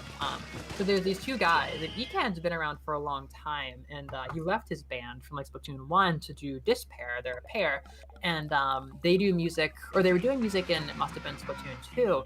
So because they were a duo and they had the kind of like straight guy, crazy guy thing, he's probably not straight, but like the kind of like stoic guy, cool guy, and crazy guy duo, people thought that, and they fit the Chaos vibe really well. I thought that we were going to get them for Splatoon 3, because I think people were starting to get the vibe, which was correct, that some of the more popular Splatbands characters were going to become like actual like in-game characters, which Harmony did. Harmony and I didn't realize Harmony was one of the band characters. You didn't? She was like the most popular Splatband character. I didn't know that.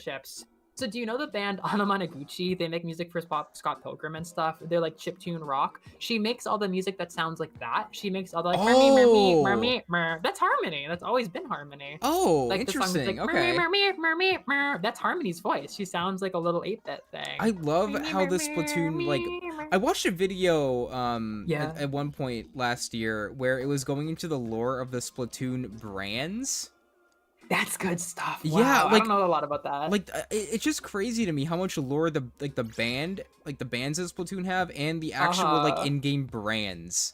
Yeah, all I know is Tony Kensa makes all of the black and white stuff, and for some reason people think they're evil. So people were like, Tony Kensa is gonna be the villain of Side Order. I thought that was just like I thought that was just like a Uniqlo like reference, because like I look at the logo and it's like, yeah, it kind of looks like the Uniqlo logo a little bit.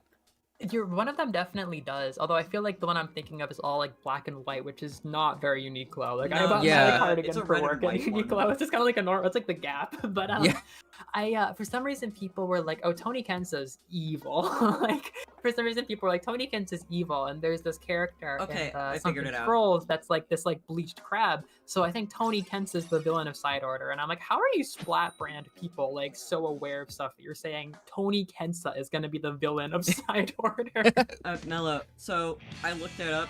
Tony Kenza is the black and white brand, but their logo Uh-huh. is red and white. Like Uniqlo, right? Yeah. Yeah. Yeah. Huh, so it's like an evil Uniqlo. Evil.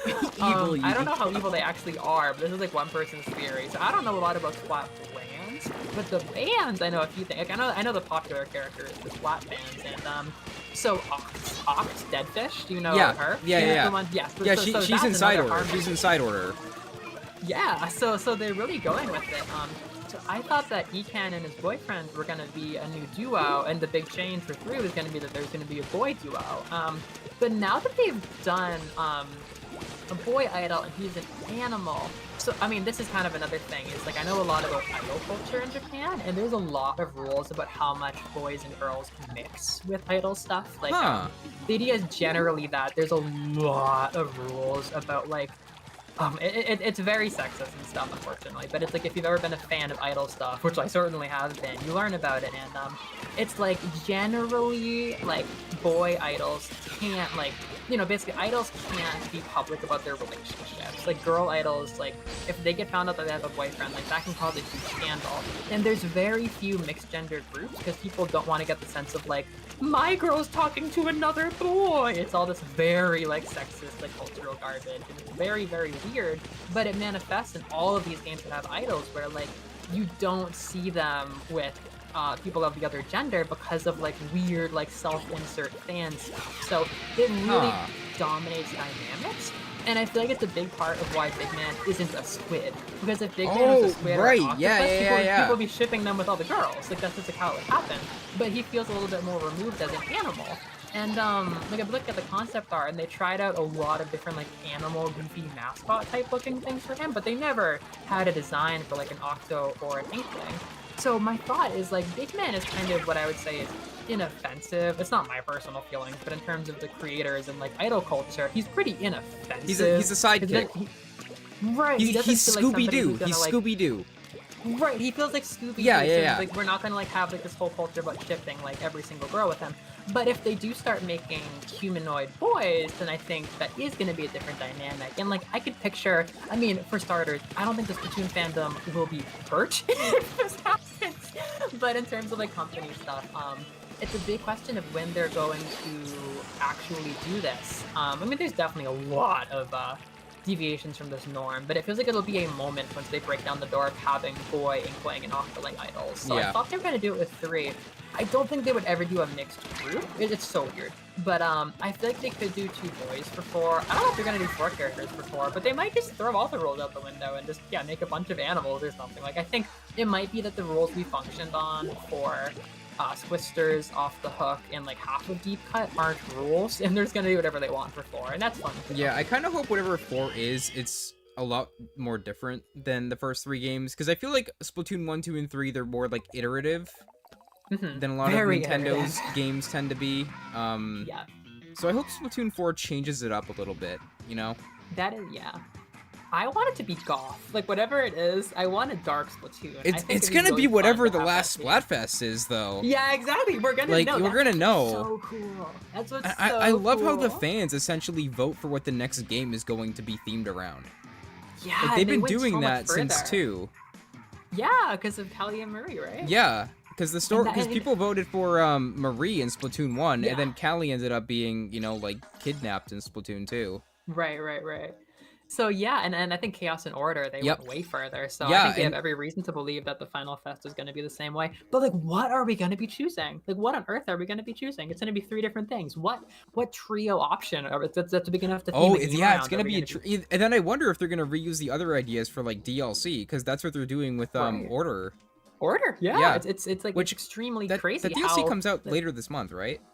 Yeah, okay. It had a spring window, so I'm really surprised. I've been looking forward to it. I'm a big fan of Agent 8. I love all that content. I feel like something about the whole aesthetic of my channel. It's probably the least surprising thing ever to find out that my favorite Splatoon stuff is Octo Expansion and Side Order. Like, it's probably the least surprising thing ever. But yeah, it's just very, very, very my vibe. But yeah, like, I wonder about it sometimes. I have thought, and this is kind of boring, but I have thought about a trio for the next game that's like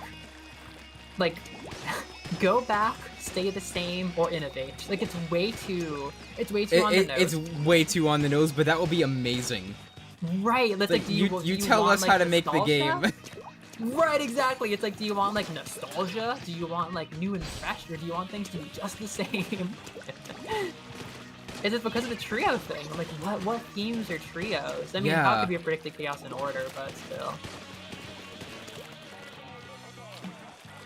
You see, that's another thought I have, is I've been following a bit of kind of competitive Splatoon coverage, which I will say, like, having played a Nintendo game competitively to the point that, like, I didn't want to play the game anymore, it is interesting riding that balance with Splatoon, and I'm generally so happy with how much fun I can have without feeling like I'm getting, like, my ego involved. Oh, yeah. Smash became such an ego thing for me, but Splatoon is just, like, almost never that way, and I know people who have played it for, like, thousands of hours and never gotten too into, like, serious stuff, but I have been following some coverage because I'm getting curious, and like it kind of affects me when I'm playing like low ranked mode and Turf War and stuff. But my thing is like following some of the stuff that they've done in this game, like I just wonder like how many people on the team had any experience balancing a competitive game? Like, you know, like with Sakurai, I feel like he's always had a good sense of how to balance a fighting game because he has a background of like playing and loving fighting games.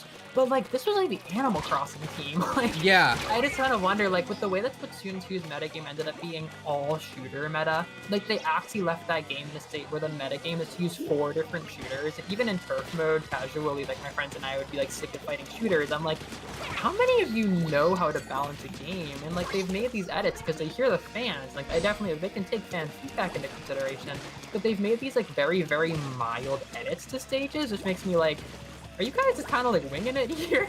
Like how confident are you guys in balancing a metagame? It's so strange because like sometimes they hit the nail on the head and they do exactly what everybody wants, and then other times it's like, yeah, we're gonna make Mahi really small for some reason. Yeah, and then they fixed it, so they heard us, but they fixed it in such a mild way.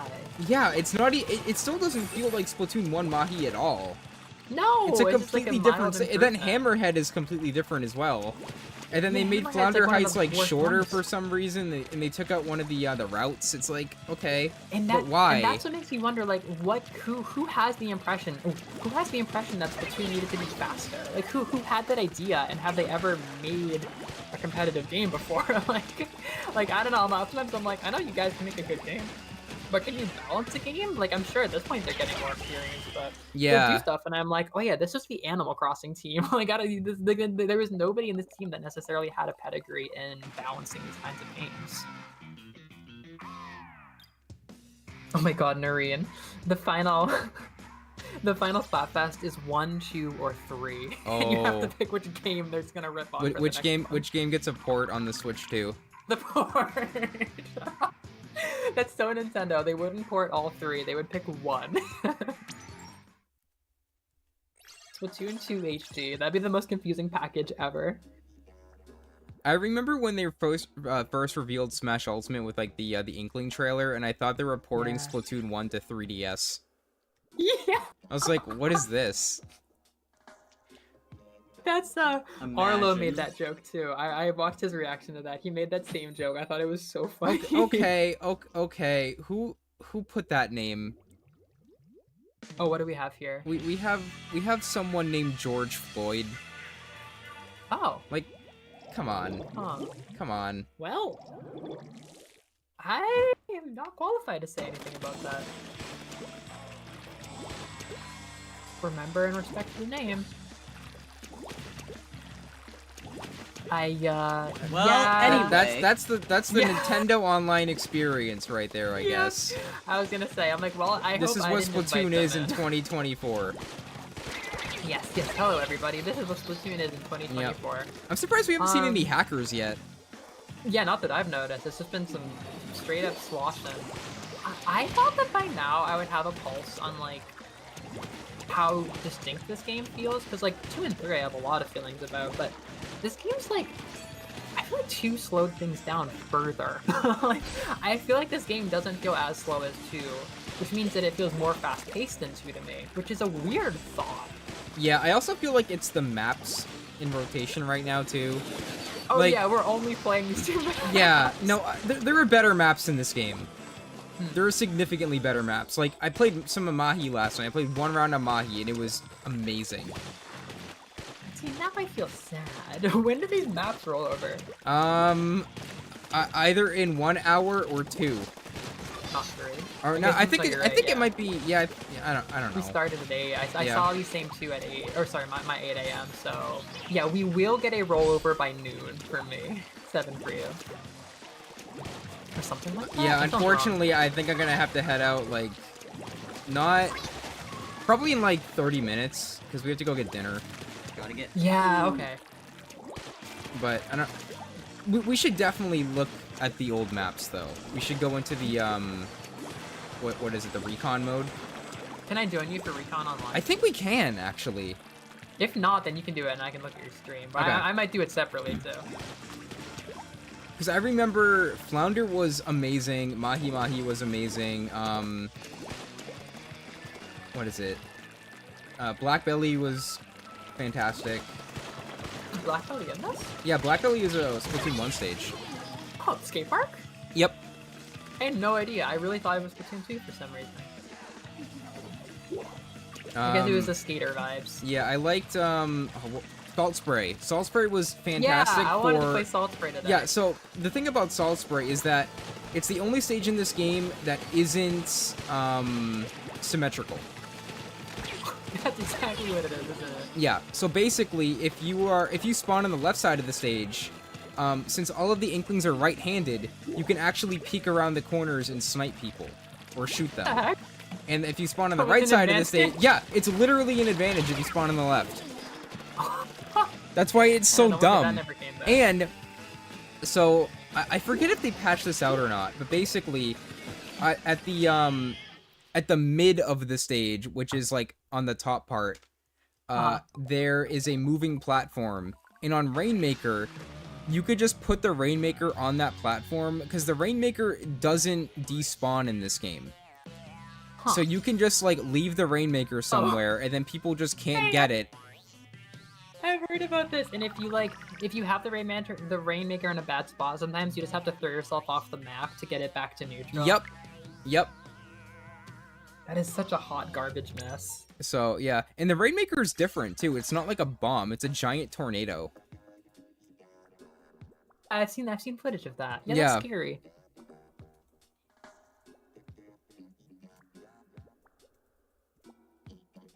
I'm level 7 now. Oh, I should see if I can get the ink brush. It's funny though, because again, I haven't played this game in 7 years, but the gamepad just feels right for this game. I know. Oh, It's so speaking my weird. language. God, I wish the server was staying alive, man. Like, Well, I actually, really enjoy... there's a fan-made server. Oh, I knew. Is it already coming? Is it already real? I forget what's it called again. You told me about it earlier because we talked about it, but I forget. Yeah, but I forget what it's called. But basically, it's like a fan-made Wii U server that brings back Miiverse, and like they can make their own custom Splatfests. Wow. Yeah, I forget what it's called though. I knew it was gonna happen, but I hadn't heard anything about it yet. Do you you have to homebrew your Wii to get on there, or is it like a... I forget if you do or not. I think there was some trick you could use with the internet browser, I think, to get on. See, but I'll do that for sure. Yeah, but I don't know if that's gonna work. I homebrewed my 3DS and I didn't love it actually. No? I'm just like not a big fan of... I don't know, it's just kind of like I don't enjoy using like the back side of stuff. I don't enjoy like navigating menus and like I don't enjoy booting it up with like the computer. Like I kind of prefer using like the normal UI and stuff. And so I if it's a console like my Wii, I might do that because like dude, I wish I had a virtual console on there. Like I really wish I had so much stuff on my Wii. My Wii U is just kind of like my number one fear is that like my number one fear, I guess, is that I would mess it up and have to reboot it from scratch, and I wouldn't be able to download my eShop purchases. Oh, yeah. If I wanted to go back to vanilla, because I really was careful picking my eShop purchases, and like, I don't know, like, I know I could just kind of like pirate them back on and everything, but I don't know, I like my Wii U how it is, so I've kind of been like probably not gonna touch it. If I mod anything, it'll probably be my Wii U, but yeah, this is kind of me. There's no like real reason to it. It's just kind of like vibes. I got to the point where I was like, man, I wish my 3DS wasn't homebrewed, which is like very much a me thing. I was happy with the games on it. Like I'd rather just play them on. I mean, if I get a Steam Deck someday, it's like it's over. Oh yeah, no, I really want to get a Steam Deck, but I'm kind of waiting to see what the Switch 2 is gonna be before I That's exactly pull I'm the at this trigger on point where, that. like, I'm kind of getting there with like I really want to Switch 2. Sometimes I think about a Steam Deck. I feel like the Steam Deck is doing well enough that I'm gonna wait for a new iteration on it because it seems a bit too big for me right now, and I feel like they are still working out a lot of software stuff. So I bet it's gonna be an even better purchase in 5 years if it survives. But at the same time, all I really want is Steam. Like I play indie games, right? Like I play like 2D side scrollers, so like I don't have a big need for power. Yeah, and like, I feel like all of those games are just stronger... gonna come to the Switch at some point, you know? Right. Because the Switch is just an indie machine. Right, like most things I want to play, I will probably be good on for another couple years on Switch too. So it seems pretty dumb to do. I definitely won't do it anytime soon. But the appeal is there. It's just like for me, it's not so strong. Cause like I would rather get a Steam Deck than like another like next gen console, right? Like I'd rather get that than a PS5. It's gotta be styling. Yeah, I'd way rather get that than like a big mainframe console. I'm playing the same stuff. It's like most games from like Xbox and PlayStation come to Steam, I would say. Maybe. Yeah, I know a lot of PlayStation like first party games have been coming to PC about a year after release. That's like, yeah, why would I buy a PlayStation at that point? Like I will say I really going into the generation like I really am into the player. I was super invested in the Switch era. Like I was super invested. I became a fan of like almost every Nintendo series. I made like a really personal connection with all of them. I like completely had the experience I missed out on as a kid. But at this point, like none of my friends are very like Nintendo positive. Actually, like all of my friends hate Nintendo now because of all the anti-consumer stuff. So it's like not having like people to like talk to about it is kind of no fun. Like having like the understanding that the next era is probably going to be a bit of a disappointment compared to this era. And it's like a lot of stuff's coming together that makes me like I want to branch out, but I don't want to branch out just like buy a PlayStation or Xbox because like I don't really have a lot of like genuine interest. Like I'm more interested in like the PC world, and even then it's like not a very strong interest. So like I would branch out harder if I was more into different kinds of games, but like I only play indie side scrollers and Nintendo games, so like I'm kind of just like I don't have a need to go and expand my horizons much right now. Oh, I can get the Splash-O-Matic. Ooh. Oh, Ink Brush is. I'm not even level 12. Ink Brush I is spent next this level. whole day getting to level 12. That's miserable. Yeah, I think for me, like, I've always been a big Nintendo person because that's what I grew up with. So most of the games I play are Nintendo, but I mean, I also play a lot of indie games as well. Yeah, exactly. For me, it's like indie is the only thing that like speaks my language as much as Nintendo. We talked about this last week, honestly.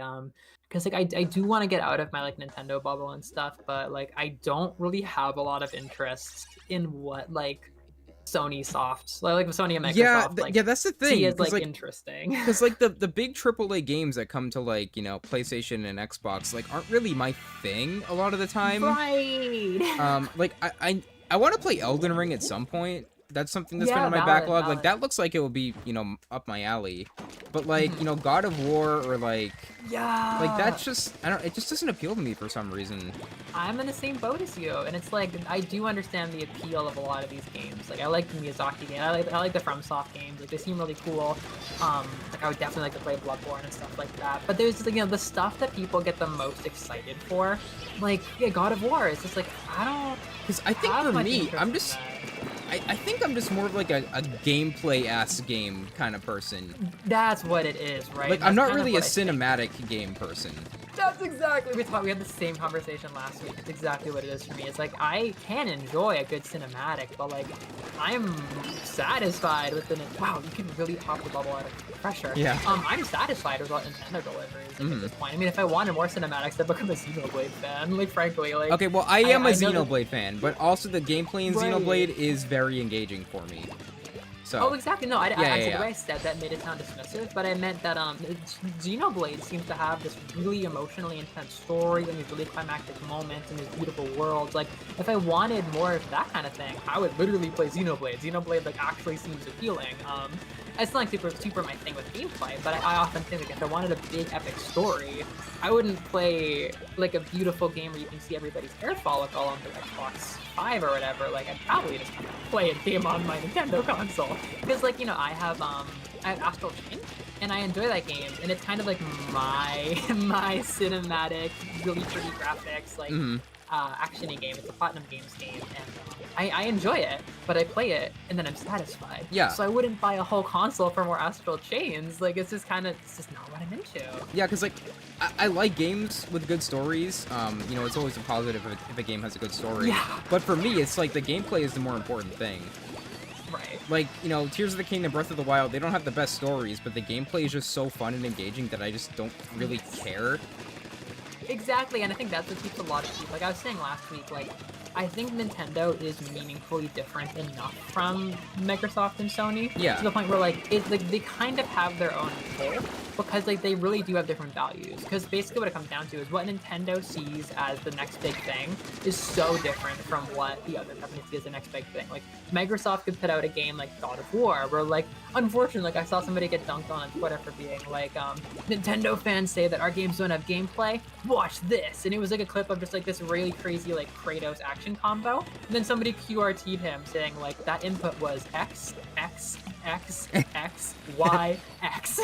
Like, I think there really is this difference in what gamers want, where like exactly one is basically immersive movie, and one of them is Super Mario, and I'm more on the Super Mario side of things. Like I think that Mario games are the next big thing because generally like they usually are. Like I feel like there literally is like God of War to Mario like scale in this current gaming landscape where like people either think that the best thing ever is Mario Odyssey. I mean, not that specifically, but or like some beautiful like cinematic immersive game. Yeah, and it's not to say that like cinematic games are any lesser than Yeah, that's the important thing. It's literally a difference. It's just a difference in taste. Yeah.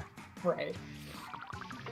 Oh, I can get the brush now. It's literally just I think at the end of the day, it's like the Game Awards is what does it for me because like it's where you can see like I don't value the same things that other gamers like. I don't look for the same things that I don't get hyped for the same things that other people do. Like it does feel like Nintendo fans want this kind of like whatever looking like fun gameplay experience, and everybody else is very very focused on something different. Yeah.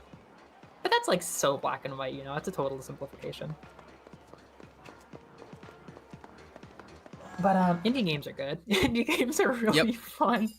That's kind of the thing, right? It's like it feels like from the company's point of views, it feels like gaming has always been evolving from Pong to a movie in your hands, but every single step along the way appeals to somebody. And for me, like it's that stuff that was going on in the 90s, like on the SNES, that's super appealing. Like, oh yeah, it's crazy to me that people went back for that, because like if I didn't play Celeste and stuff, I probably wouldn't have realized how much I like these games, because like I didn't care about side scrollers growing up. Like I played Kirby, but Kirby wasn't my favorite series back then. The only 2D action I played was Smash, and Smash hasn't changed since 96 or whatever. So, it really is just like indie developers like, actually, I really liked what games we were making in 1998 or whatever with Symphony of the Night or whatever. And I'm like, hey, I like that too. It's just funny how different things appeal to different people. Maybe, I mean, boomer shooters are a thing. Like maybe things based on 2000s MMOs and not current MMOs will be a huge niche in 15 years. Who knows? Yeah, I think purposefully remove your camera. Yeah, I took the webcam out because it kept like going out of focus. So. Right. But I think for me, like I find myself just playing a lot of the older games that I grew up with. Yeah. Like I've been having a hard time really forming a connection with a lot of like modern games, like even Nintendo games. Like Tears of the Kingdom was great, but it's like, is that a top 10 game for me? Like I don't think so. Yeah. Like it's a lot harder for me to get attached to games nowadays. I see. Well, the ink brush, why is it like... It feels like the range is a lot bigger than what it is in 3. Like, look at this. Welcome to your Octobrush. Like, look at how wide the horizontal range is on this thing. It could just be how the animation looks, but it just feels larger. Different. Yeah, it's funny you say that. Like, I think that's gonna be me with the next generation of Switch, because like I was so emotionally plugged into this generation that like for me, like yeah, Mario Wonder came out and it was my favorite platformer. Well, DK Freeze is really good too, but like you know, for me, I'm at this point where like I am making a lot of my deepest connections ever, because I pretty much, I mean, I'll make a video about this someday, but I played only Smash and JRPGs. And then I played my first Zelda game at 21, and I completely changed my taste. So I am really reforming my taste as a gamer, and I've been spending these last couple of years just becoming a totally different gamer and totally redefining my taste. So it's been a good era for me making like fresh memories and stuff, but like this is gonna be kind of more of the same from Nintendo next generation. And like there are some things I really want another run at. Like I really want the next Animal Crossing. I really want to see how they change things. But then there's other things where it's like I don't know if the next one's gonna speak to me as much, you know? Like Mario Wonder 2? I'm not looking forward to that as much as I am like, I don't know, Kirby 2? I don't know, Kirby 3D 2? Okay, so I'm noticing in Splatoon 1, if you try to like run with the ink brush on grates, it doesn't work.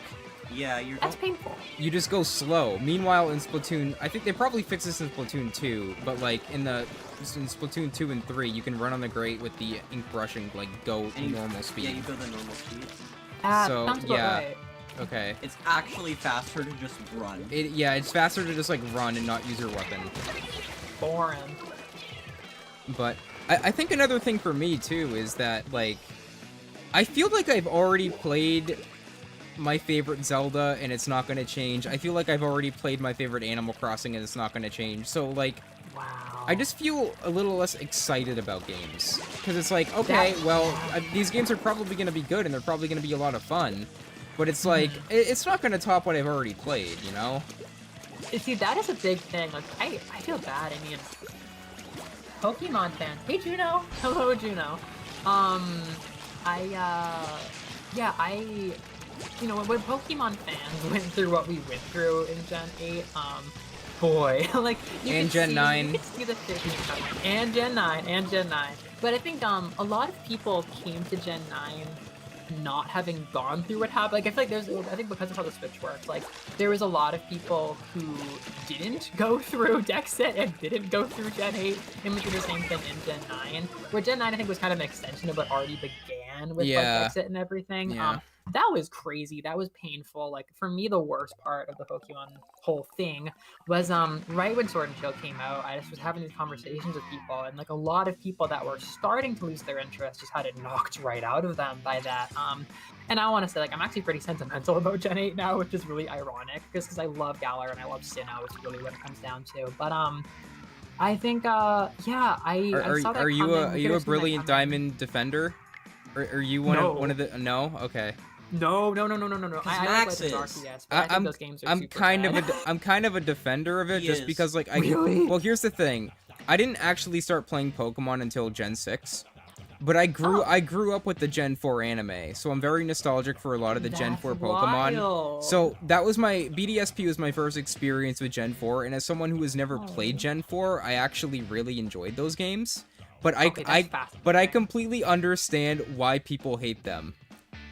I completely get it. They took out much. There's a guy who made an 8-hour Omega Ruby video who just made an 11-hour Brilliant Diamond video on YouTube.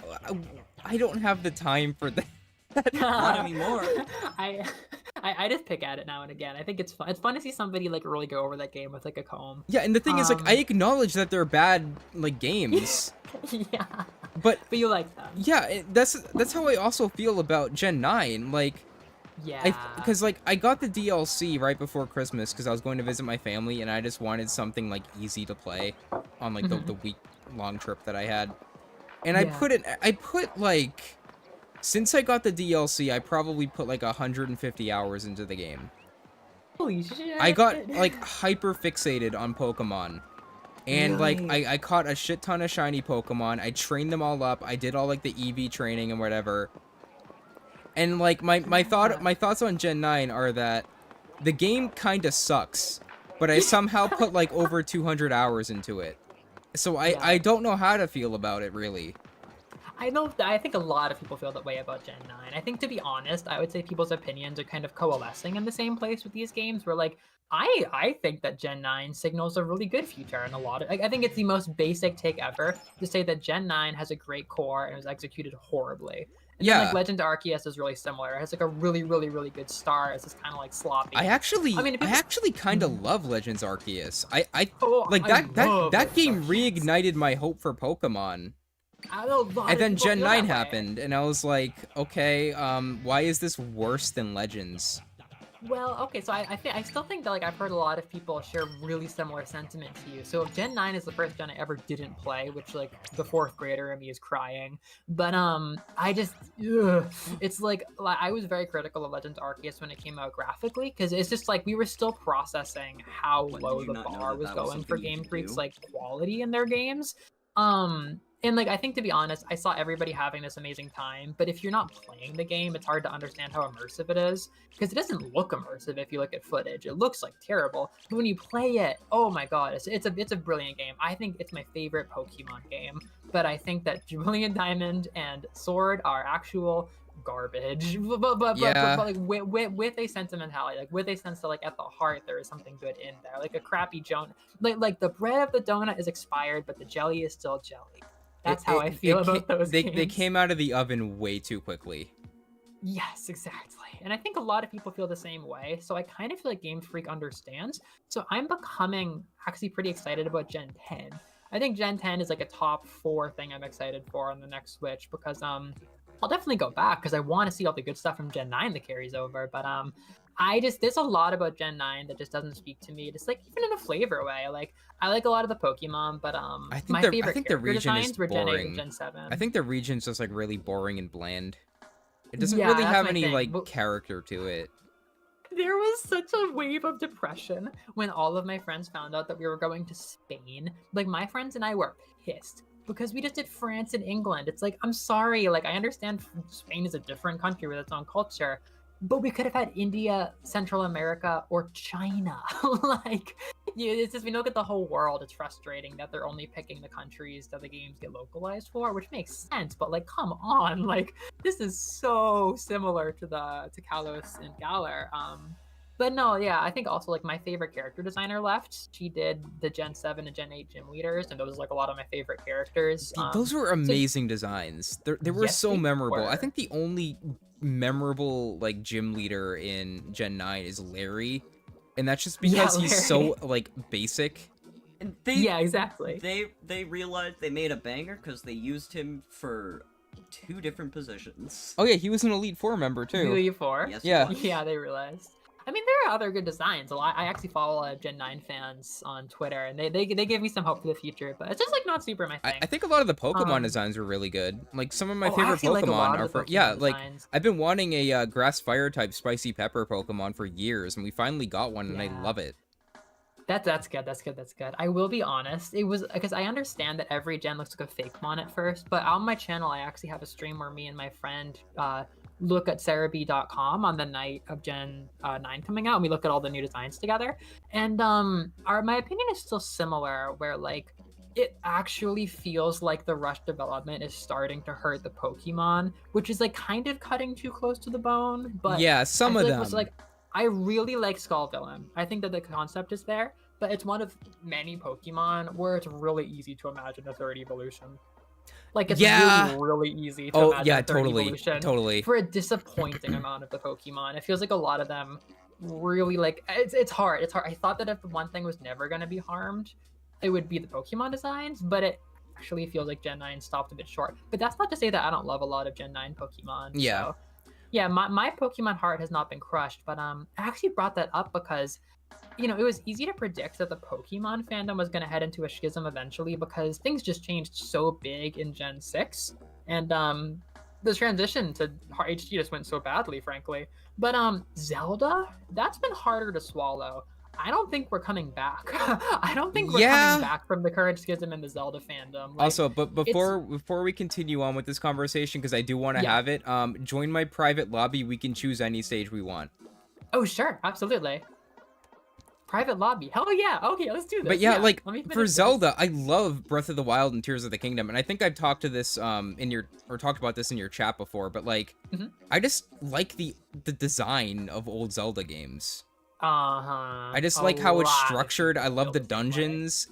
That's not to say that, like, you know, Tears of the Kingdom, Breath of the Wild are a bad path for the series to take. No. I just think they need to take a little more from the older games. Yes, and unfortunately, I don't know if you've been following Aonuma and God, I feel bad. I forget his name. Fujibayashi. Yes. Yeah. I don't know if you've been following their PR stuff, but there have been some heartbreaking comments actually about like the degree to which they thought that they were appealing to the old fans with Tears of the Kingdom. Like there is some real tone deaf stuff. Like Arlo made a video about it. Like, yeah, no, I watched that. It's like, yeah, we brought back dungeons, but did you did you do that? That's not what those were. Honestly, No, though, I will say that the Lightning Temple was actually almost a Zelda dungeon. It was very close. I went to the Lightning Temple first. I'm so sorry. I am so sorry. Thank you. You understand. I went there last. I had a crazy experience doing the whole Gerudo arc. And then I went to summer camp because I was just so busy last year. So I managed to find time to start the game. Felt amazing. I did some cool stuff in the depths. I did the whole Gerudo arc. And then all of my kids at summer camp were talking about it. And a lot of people were like, yeah, the Gerudo arc was the best one. And I'm like, what do you mean? What do you mean? The game's gonna get worse? What? And I really played it this fall. I had a good groove. I did the Goron stuff. I had a lot of fun. I actually love shrines in this game. That's a big surprise, because I really, really enjoy them. But I have been hurting for motivation because everybody keeps spoiling the thing with Zelda at the end of the game. Everybody spoils the Wind Waker throwback and the Wind Temple, which is like I really like that boss in Wind Waker. It pains me that I'm gonna see that and I already know what's gonna happen. It pains me. So you haven't finished the game yet? No, because like. It's this weird thing, and I've heard, like everybody in their year-end reviews that I've been seeing is like, this game entranced me and enraptured me, and I'm halfway through it, and I cannot push through to the rest of it. Like, it seems like a lot of people get stuck around 70 hours like I am, because I still have wind and water to do, and I know about the 5th temple, and I still have the end game stuff to do. And it's so painful. Like, I want to be done. Like, I want to finish it and start watching videos about the story and stuff. But it's so hard to get the motivation right now because I've already played so damn much of it, and it's starting to get kind of tiring. And I've tried so much to keep myself interested, but I've had to just take a break. I'm actually playing Wind Waker now, and it's been really, really fun. It's been a while since I played Wind Waker. Yeah, I think the thing for me too is that, like, again, like I said before, I've already played my favorite Zelda game. It's not going to switch off. It's not going to change from Majora's Mask. So yeah, you're like, if you're a Majora's Mask person, that's even harder. Yeah, so I'm kind of fine with them, like, you know, doing what they want with Zelda, because it's like I can just go back and play the old ones, you know. See, that I think is very nice. There is a contented retro. Oh crap! I played another game. No worries, you're fine. There is a contented retro gamer, and then there is a I need to destroy everything and get mad at everybody. Yeah, no, like I'm not like mad about it or like, you know, personally offended that they don't want to continue with like the older style of Zelda games. It's more like, yeah, I see why they're doing the new thing, but I like the old thing, so I'll just keep playing the old games, you know? Yeah, my thing is like I really was so excited because I just got into Zelda. I just got into Zelda in 2019, so I was really excited for Tears of the Kingdom, but you know, there's a lot of ways that it does appeal to me, but it does not gameplay. And they just I really feel like they don't understand the appeal of what they threw out is the thing. Like, it feels like they really failed in a lot of ways to throw it back. And like, I don't think that there's this real mutual exclusion that they seem to act like there is. And one of my friends who's like a longtime Twilight Princess fan, she was like, they should have just made a spin-off series for this called like Scumbo's Wilderness. Like, they should have just made a different thing and made a little Studio Ghibli freedom thing. Like, it's just, you could have continued Zelda as is. And like, to be honest, in my lifetime, I do want another one or two like normal Zeldas. Like it is true that we got a lot. We had a good run, didn't we? We had a really good run. We made a lot of good, very replayable games in that time. So I do understand the contentment. Oh, hey, Thinkman. So Thinkman says, I beat the Water Temple in Tears of the Kingdom and then killed Ganon. So they did like one dungeon, then went to kill Ganon. Yeah. That's it might be me. I'm starting to lose my patience. That might be me. But at the same time, word of like, advice: you can skip the water temple if you want. oh no. You don't have to do that one. So it's this weird thing where like I'm so bored, but I really want to savor the experience. Like I'm so bored, but I don't want to rush. Like I'm really enjoying always having something big to do. I'm enjoying having so many side quests to do. I'm enjoying having so much. I mean, sorry, I'm not enjoying exploring the map again all that much, to be honest. Like that was a big part of the first game that was fun.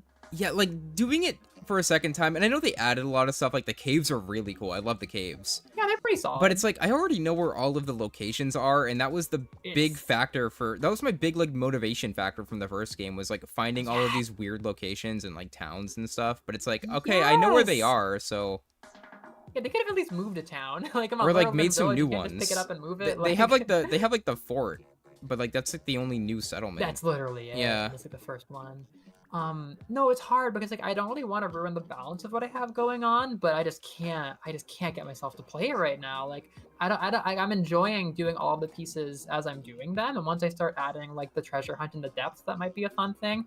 But like, you know, my current playthrough is probably gonna take me 200 hours, and like I don't have 200 hours of this like Studio Ghibli nature. Yeah. Like I'm not that into it. And I was hyper addicted to Tears of the Kingdom when it came out too. I played that game like every single day for about a month until I actually beat it.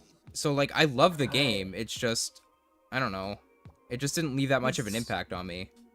So many people are that way, and I think in a way I appreciate how like it really is a different game than Breath of the Wild. It is different, yeah. And I'm like, impressed with like how the game actually runs on the Switch and how they've made everything work and not just completely break the game.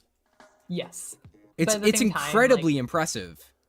Yes, and it's very, very unique, and it will always be something people replay. Like it definitely ticks all of those boxes, but it's kind of like Skyward Sword. And this is gonna be my other topic before we're done. Is like, I get controversial Nintendo opinions, Zelda opinions.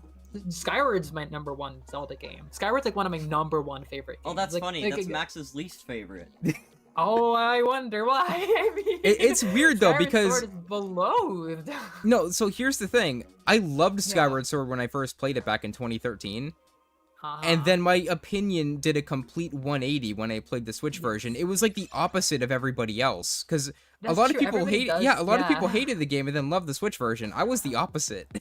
Oh no! Was that your first replay? It was my first replay since 2013. Well, yeah. I mean, I will say like they fixed a lot. I have a lot of thoughts about this. They fixed a lot.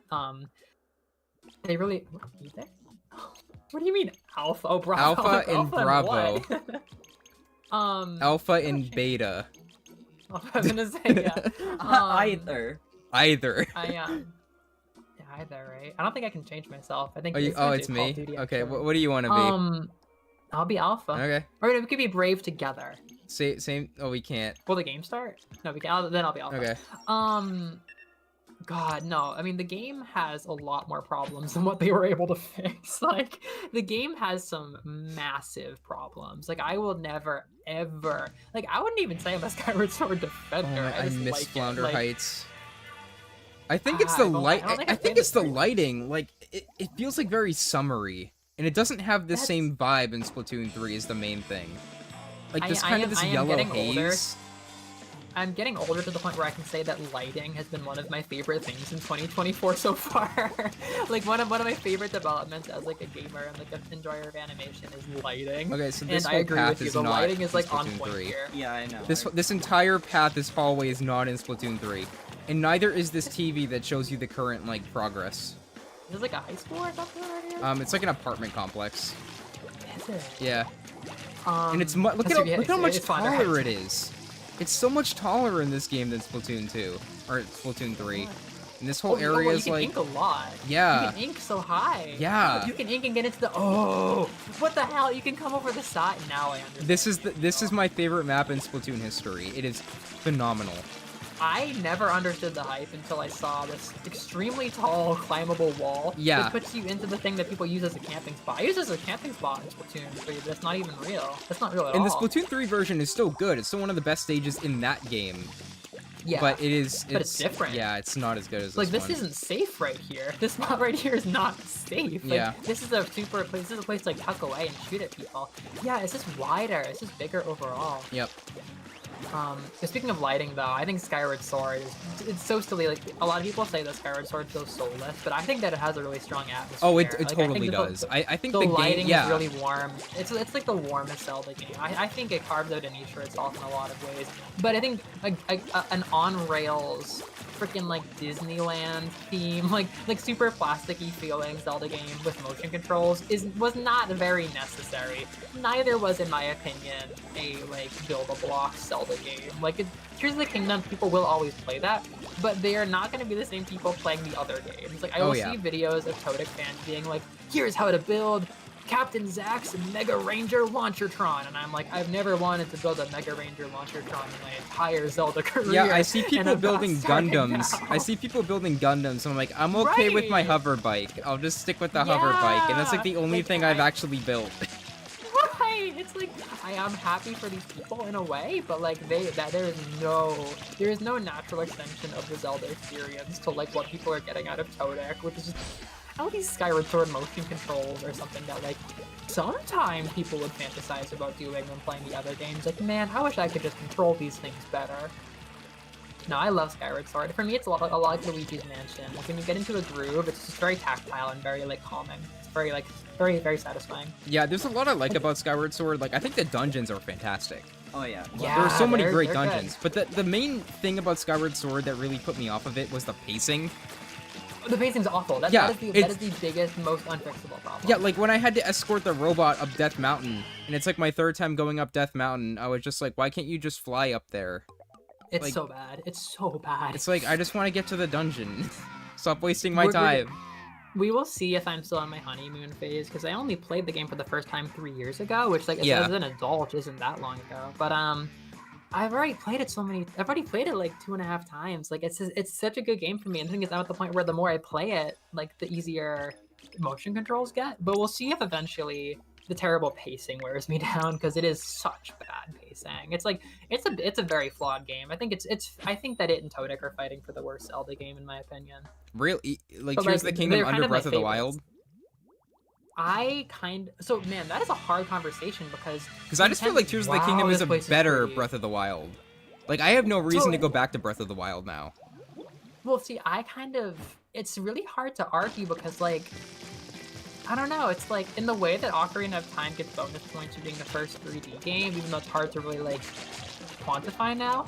Breath of the Wild, well, that was the first time you got to explore this world. Yeah. You know? Yeah. It's like somebody could explore it for the first time, but like, I think lacking the joy of exploration really brings down Kotick for me. I think for me, having like, a retread.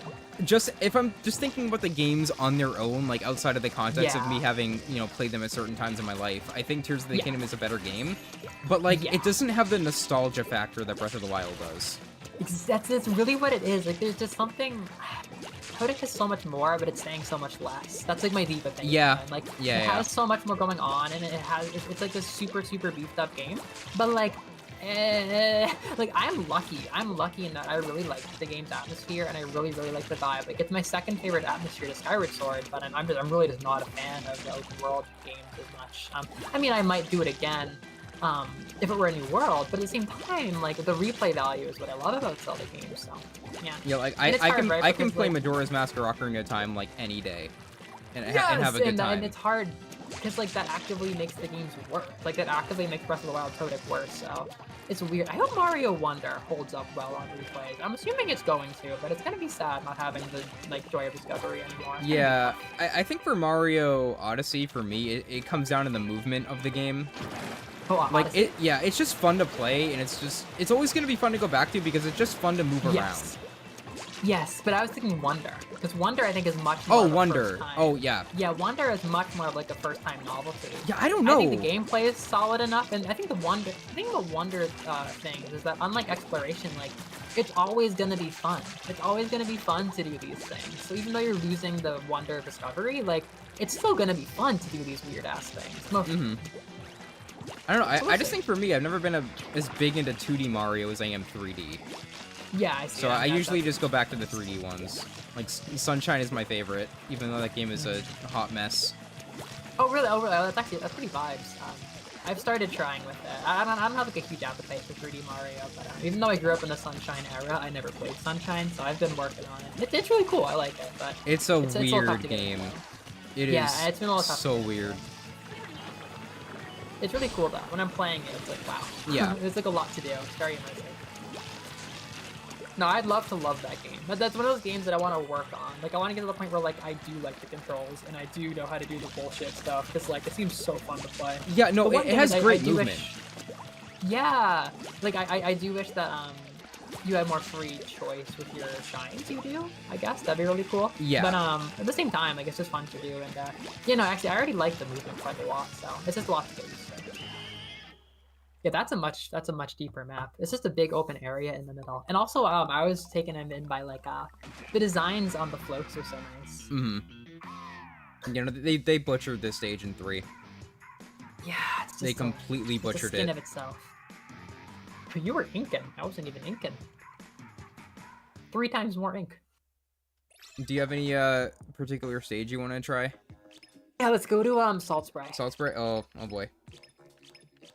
Oh, I want to do Hammerhead. Okay, so hang on. Where is Salt? There it is. There we go. Okay.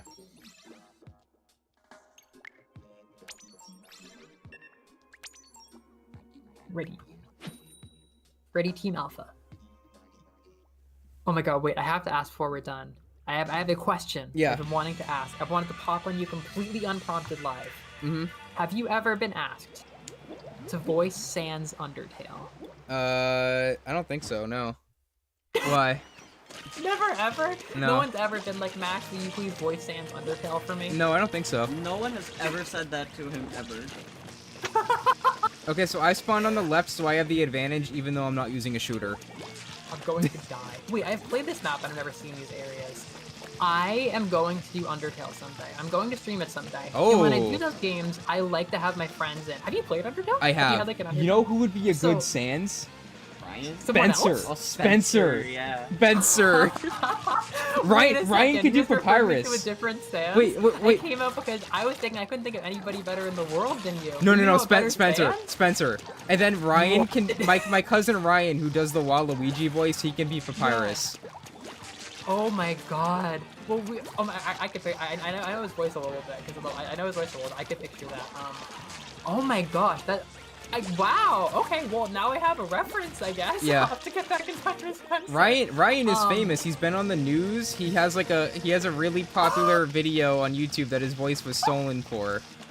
Wait, because of the Waluigi voice? So, Ryan is a fan of this mobile game called Brawl Stars, and I didn't know this until yesterday. But you Yeah. know those, like, really shitty, like, kids' YouTube channels with, like, the bad animation and the weird, like sexual themes and stuff? Didn't know about that part, but I know the general gist. Yeah, so, Think Elsa, Spider-Man. think Elsa, Spider-Man, like, that kind of stuff. Oh, yeah.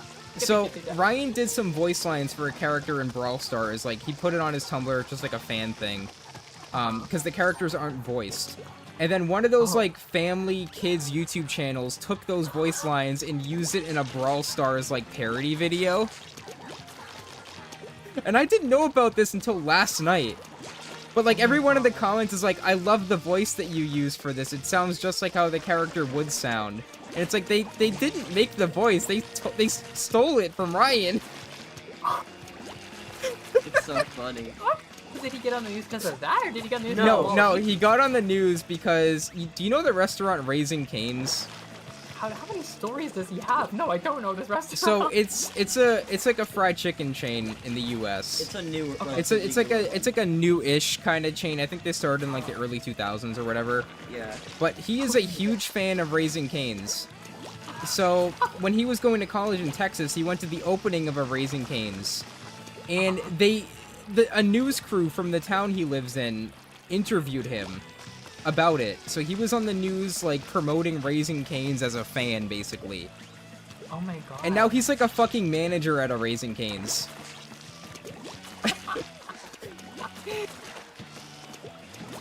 So, yeah, he is a very he just kind of shows up on the internet.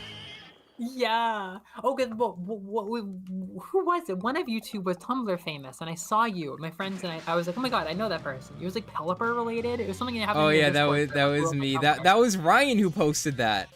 Yeah, it was Ryan. That who was posted Ryan's Tumblr. Yeah, he's got a few like viral Tumblr posts too. Yeah. He took a picture of like a shitty SpongeBob popsicle that a YouTuber stole and put it in their video. So like Ryan just kind of like shows up in like random places on the internet you wouldn't expect him to be. He's like a secret celebrity. Yeah. Yeah, he kind of has that cryptid energy. To be fair, I feel like you also have that cryptid energy in my mind. Like I've always had that kind of sense of Maxness, this kind of cryptid. Oh, hang on. You need to see Hammerhead. Hammerhead is a different stage. I don't even know if I've ever played it. Hammerhead is a completely different stage. But yeah, Ryan would make a good Papyrus. Spencer would make a fantastic Sans. I guess we could end up collaborating and having a cross-channel thing where I bring some of my regulars and you bring your regulars and we do a crazy thing. I have a Papyrus. I really want to give her a shot. But I totally, yeah, those are some good Skelebros you have on your channel. We can have Melovania versus Smashing Salmon. Get a gang together to voice all of Undertale and compete to see who has the better Undertale voice. It's like some kind of esports thing. Like, oh, we have a great Alphys, but our Undyne just got injured. You had to get the understudy. Yeah, the understudy. Those things I was telling my friends, because I think my friend Liz could do Sans too. But I was thinking about you and your vibes, Max, and I'm like, I'm gonna ask Max first. You can be Max's understudy. Hang on, wait a minute. Thinkman wants me to do a Sans voice. Thinkman wants me to like do a test run of the Sans. Hang on. The theoretical Sans. Hey, this isn't bad. This isn't bad. Yeah, there it is. There you go. It's not bad. It's not bad. No, but if we're bringing Spencer in, that'd be a funny reason to reconnect with Spencer.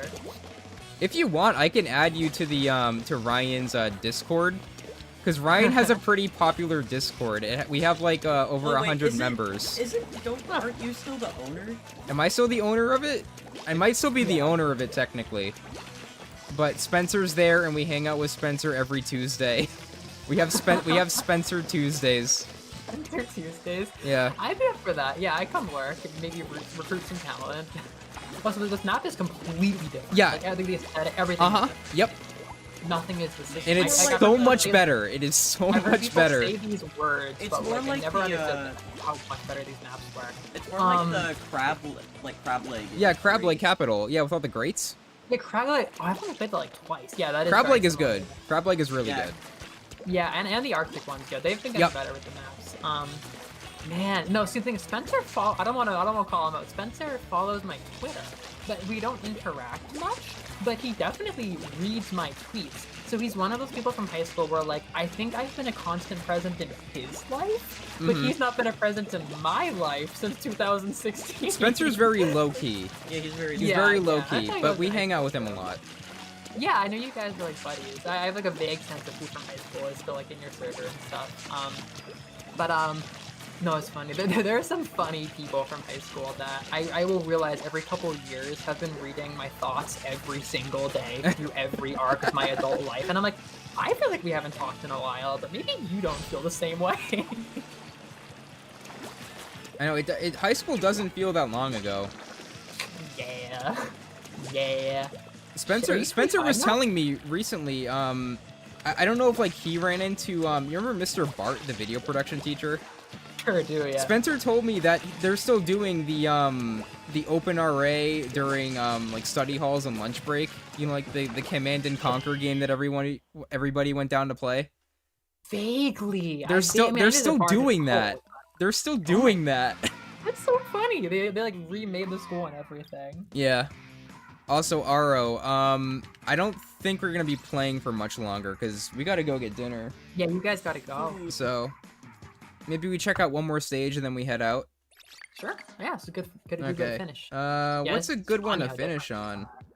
What have I not done? Yeah, which ones have you not done? Oh, I've not done Urchin Underpass much. Oh, this is like the Splatoon stage. Yeah, I've hardly ever played it. So this one's really interesting because this was like the first stage to get a major rework during the game's life. Huh. So, Well, here's the interesting thing. You know the Urchin Underpass map in Mario Kart 8 Deluxe's battle mode? Yeah, vaguely. For some reason, they based that map on the original version of Urchin Underpass. What? So this version right here is not the one you see in Mario Kart. Huh. What the heck? Yeah, I don't know why. But this was the first map that they revealed, I believe. Like, this was in the first Splatoon trailer. I do remember it for that reason. Yeah.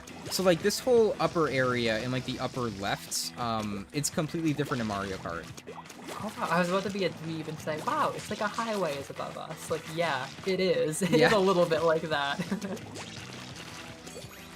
It's just so random, but where do y'all live? Do y'all live in like a city or like suburbs out in the northeast? Like, are you or the northwest? We're in a college town. Yeah. Basically. A college town. Oh, that's cozy as hell. That's cool. That's cool. Well, it's a college town, but it's like very like when we say college town, it's more like it's not like if you go to like UW, which is like in the city with Seattle. It's more like it's a pretty spread out city. Yeah, it's pretty spread out. There's a lot more forest, and it's a city that feels like a small town. If that makes sense. Yeah. Out in Western Mass, where I went to college, we had college towns that were just kind of like a small thing that grew a bit because of the college, and just were kind of like pretty much cozy things with like a bit of development in the center. That seems similar. My thing is, I've never lived in a city before. I lived in like the leafy suburbs where Max did. They're pretty similar. I don't know where you live exactly in the valley, but I've like, Boston was like a scary thing for me growing up. Like I had very, very little city exposure.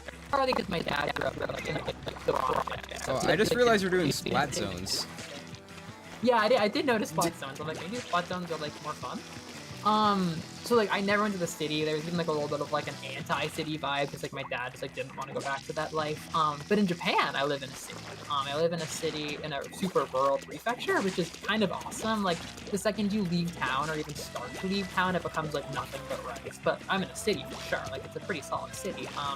And I don't have a car, so if I go anywhere, I'm taking the train to Tokyo, so I only go to like my city in Tokyo and like go to Osaka on vacation, so it's been all city all the time, and it has really helped me make a connection with Splatoon. As soon as I landed, I was like, I'm in Splatsville. I was just like, the whole aesthetic of Splatoon was never nostalgic or anything for me the way that Animal Crossing kind of is, because I grew up in the woods in a small town. But now that I've spent more time in the city and I love the city and stuff, it's really fun playing Splatoon and being like, yo, I know underpasses. I don't know, it's just like it feels so much cozier to play Splatoon now that I've lived in the city. Hang on, Thinkman says, I actually want to know what's with Ryan in Brawl Stars. He used to play the game a ton. I don't know if he still does. He might still. I don't know. But we already kind of explained the story. Yeah. All right. Yeah. Stolen voice. Yeah, I'm kind of jealous of. Oh, hang on. Wait a minute. We got a map rotation change. That is. I just want to see what it is. I want to see what it is. That's such funny timing. But like, I'm kind of jealous, like, the public transportation that Japan has. Because if I could, I would totally just like take a train to work every day. You know. Oh, God, I don't want to drive. Yeah, I love driving, but I love the trains too. It's I live right next to a train station. I'm super lucky. Oh, Thinkman wants to see the voiceover. So in Ryan's server, if you go to videos, it's the one he posted last night.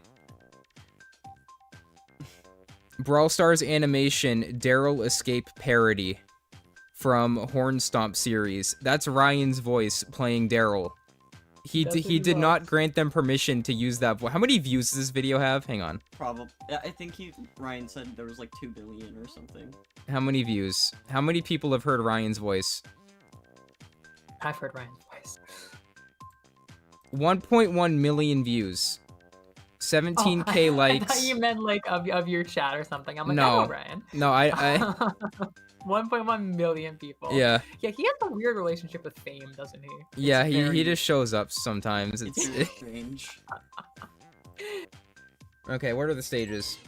Urchin Underpass. They're pretty good. We got Oh, Salt Spray. And there it Mahi is. Fest. There it is. Yeah. Do you want to do one game on Salt Spray? Oh, Just, like, Flounder. Oh, come on. Is it Flounder and you wanna do Mahi? one game? Flounder. Okay. We can do one game. Splatoon, Let's do one game. Yeah. One Or we're about to more get time. dragged because we like didn't respect the. Hang on. Let me make sure I have a shooter though, because I want to take advantage of the left side if I can. That's actually That's funny, Noreen. I thought you were Noreen, you're one of the multiple people who are from NYC that I've talked to about Japan, and the other two NYC people say that they prefer NYC to Japan. So it's funny you prefer Japan. Huh, interesting. Yeah, she said that in the chat. All right, I'll join a game if you want to join me. Yes. Oh, sorry, I just oh now we're in it. Oh wait, hang on, no, hang we on. both No, I joined. didn't join. Oh, I didn't join. I no. didn't join. Oh yeah. Hang on, Okay. there we go. Hurry. Saved. Dumby is here. Surely that's you. God, so thank you all for showing up, both of you. I should have really checked in advance. I haven't done a lot of stuff with PSG people, like Pacific time people. I forgot that my stream is the middle of the day for you, so thanks so much. Oh, yeah. And thank you to Max's chat for coming out. It's probably the middle of the day for you too. No, it's like It's 6 p.m. right now. Yeah, I guess now it's becoming stream time, but yeah, I felt bad. I was like, oh, we can start at this time. And you're like, that is 3:30 in my Saturday afternoon. And I'm like, crap, I should have checked this sooner. Well, we got Urchin, which isn't bad. Yeah, But- we will get our salt and spray. I guess Urchin Underpass is a good way to finish, I guess, because it's the first one. Yeah, yeah, why not? I know we usually like get takeout or go out to eat on Saturdays, so we're gonna be doing that after the stream. Cool. Damn, for a second I thought that was gonna make it Saturday for me, but it's still Sunday for me. I still have work tomorrow. Oh.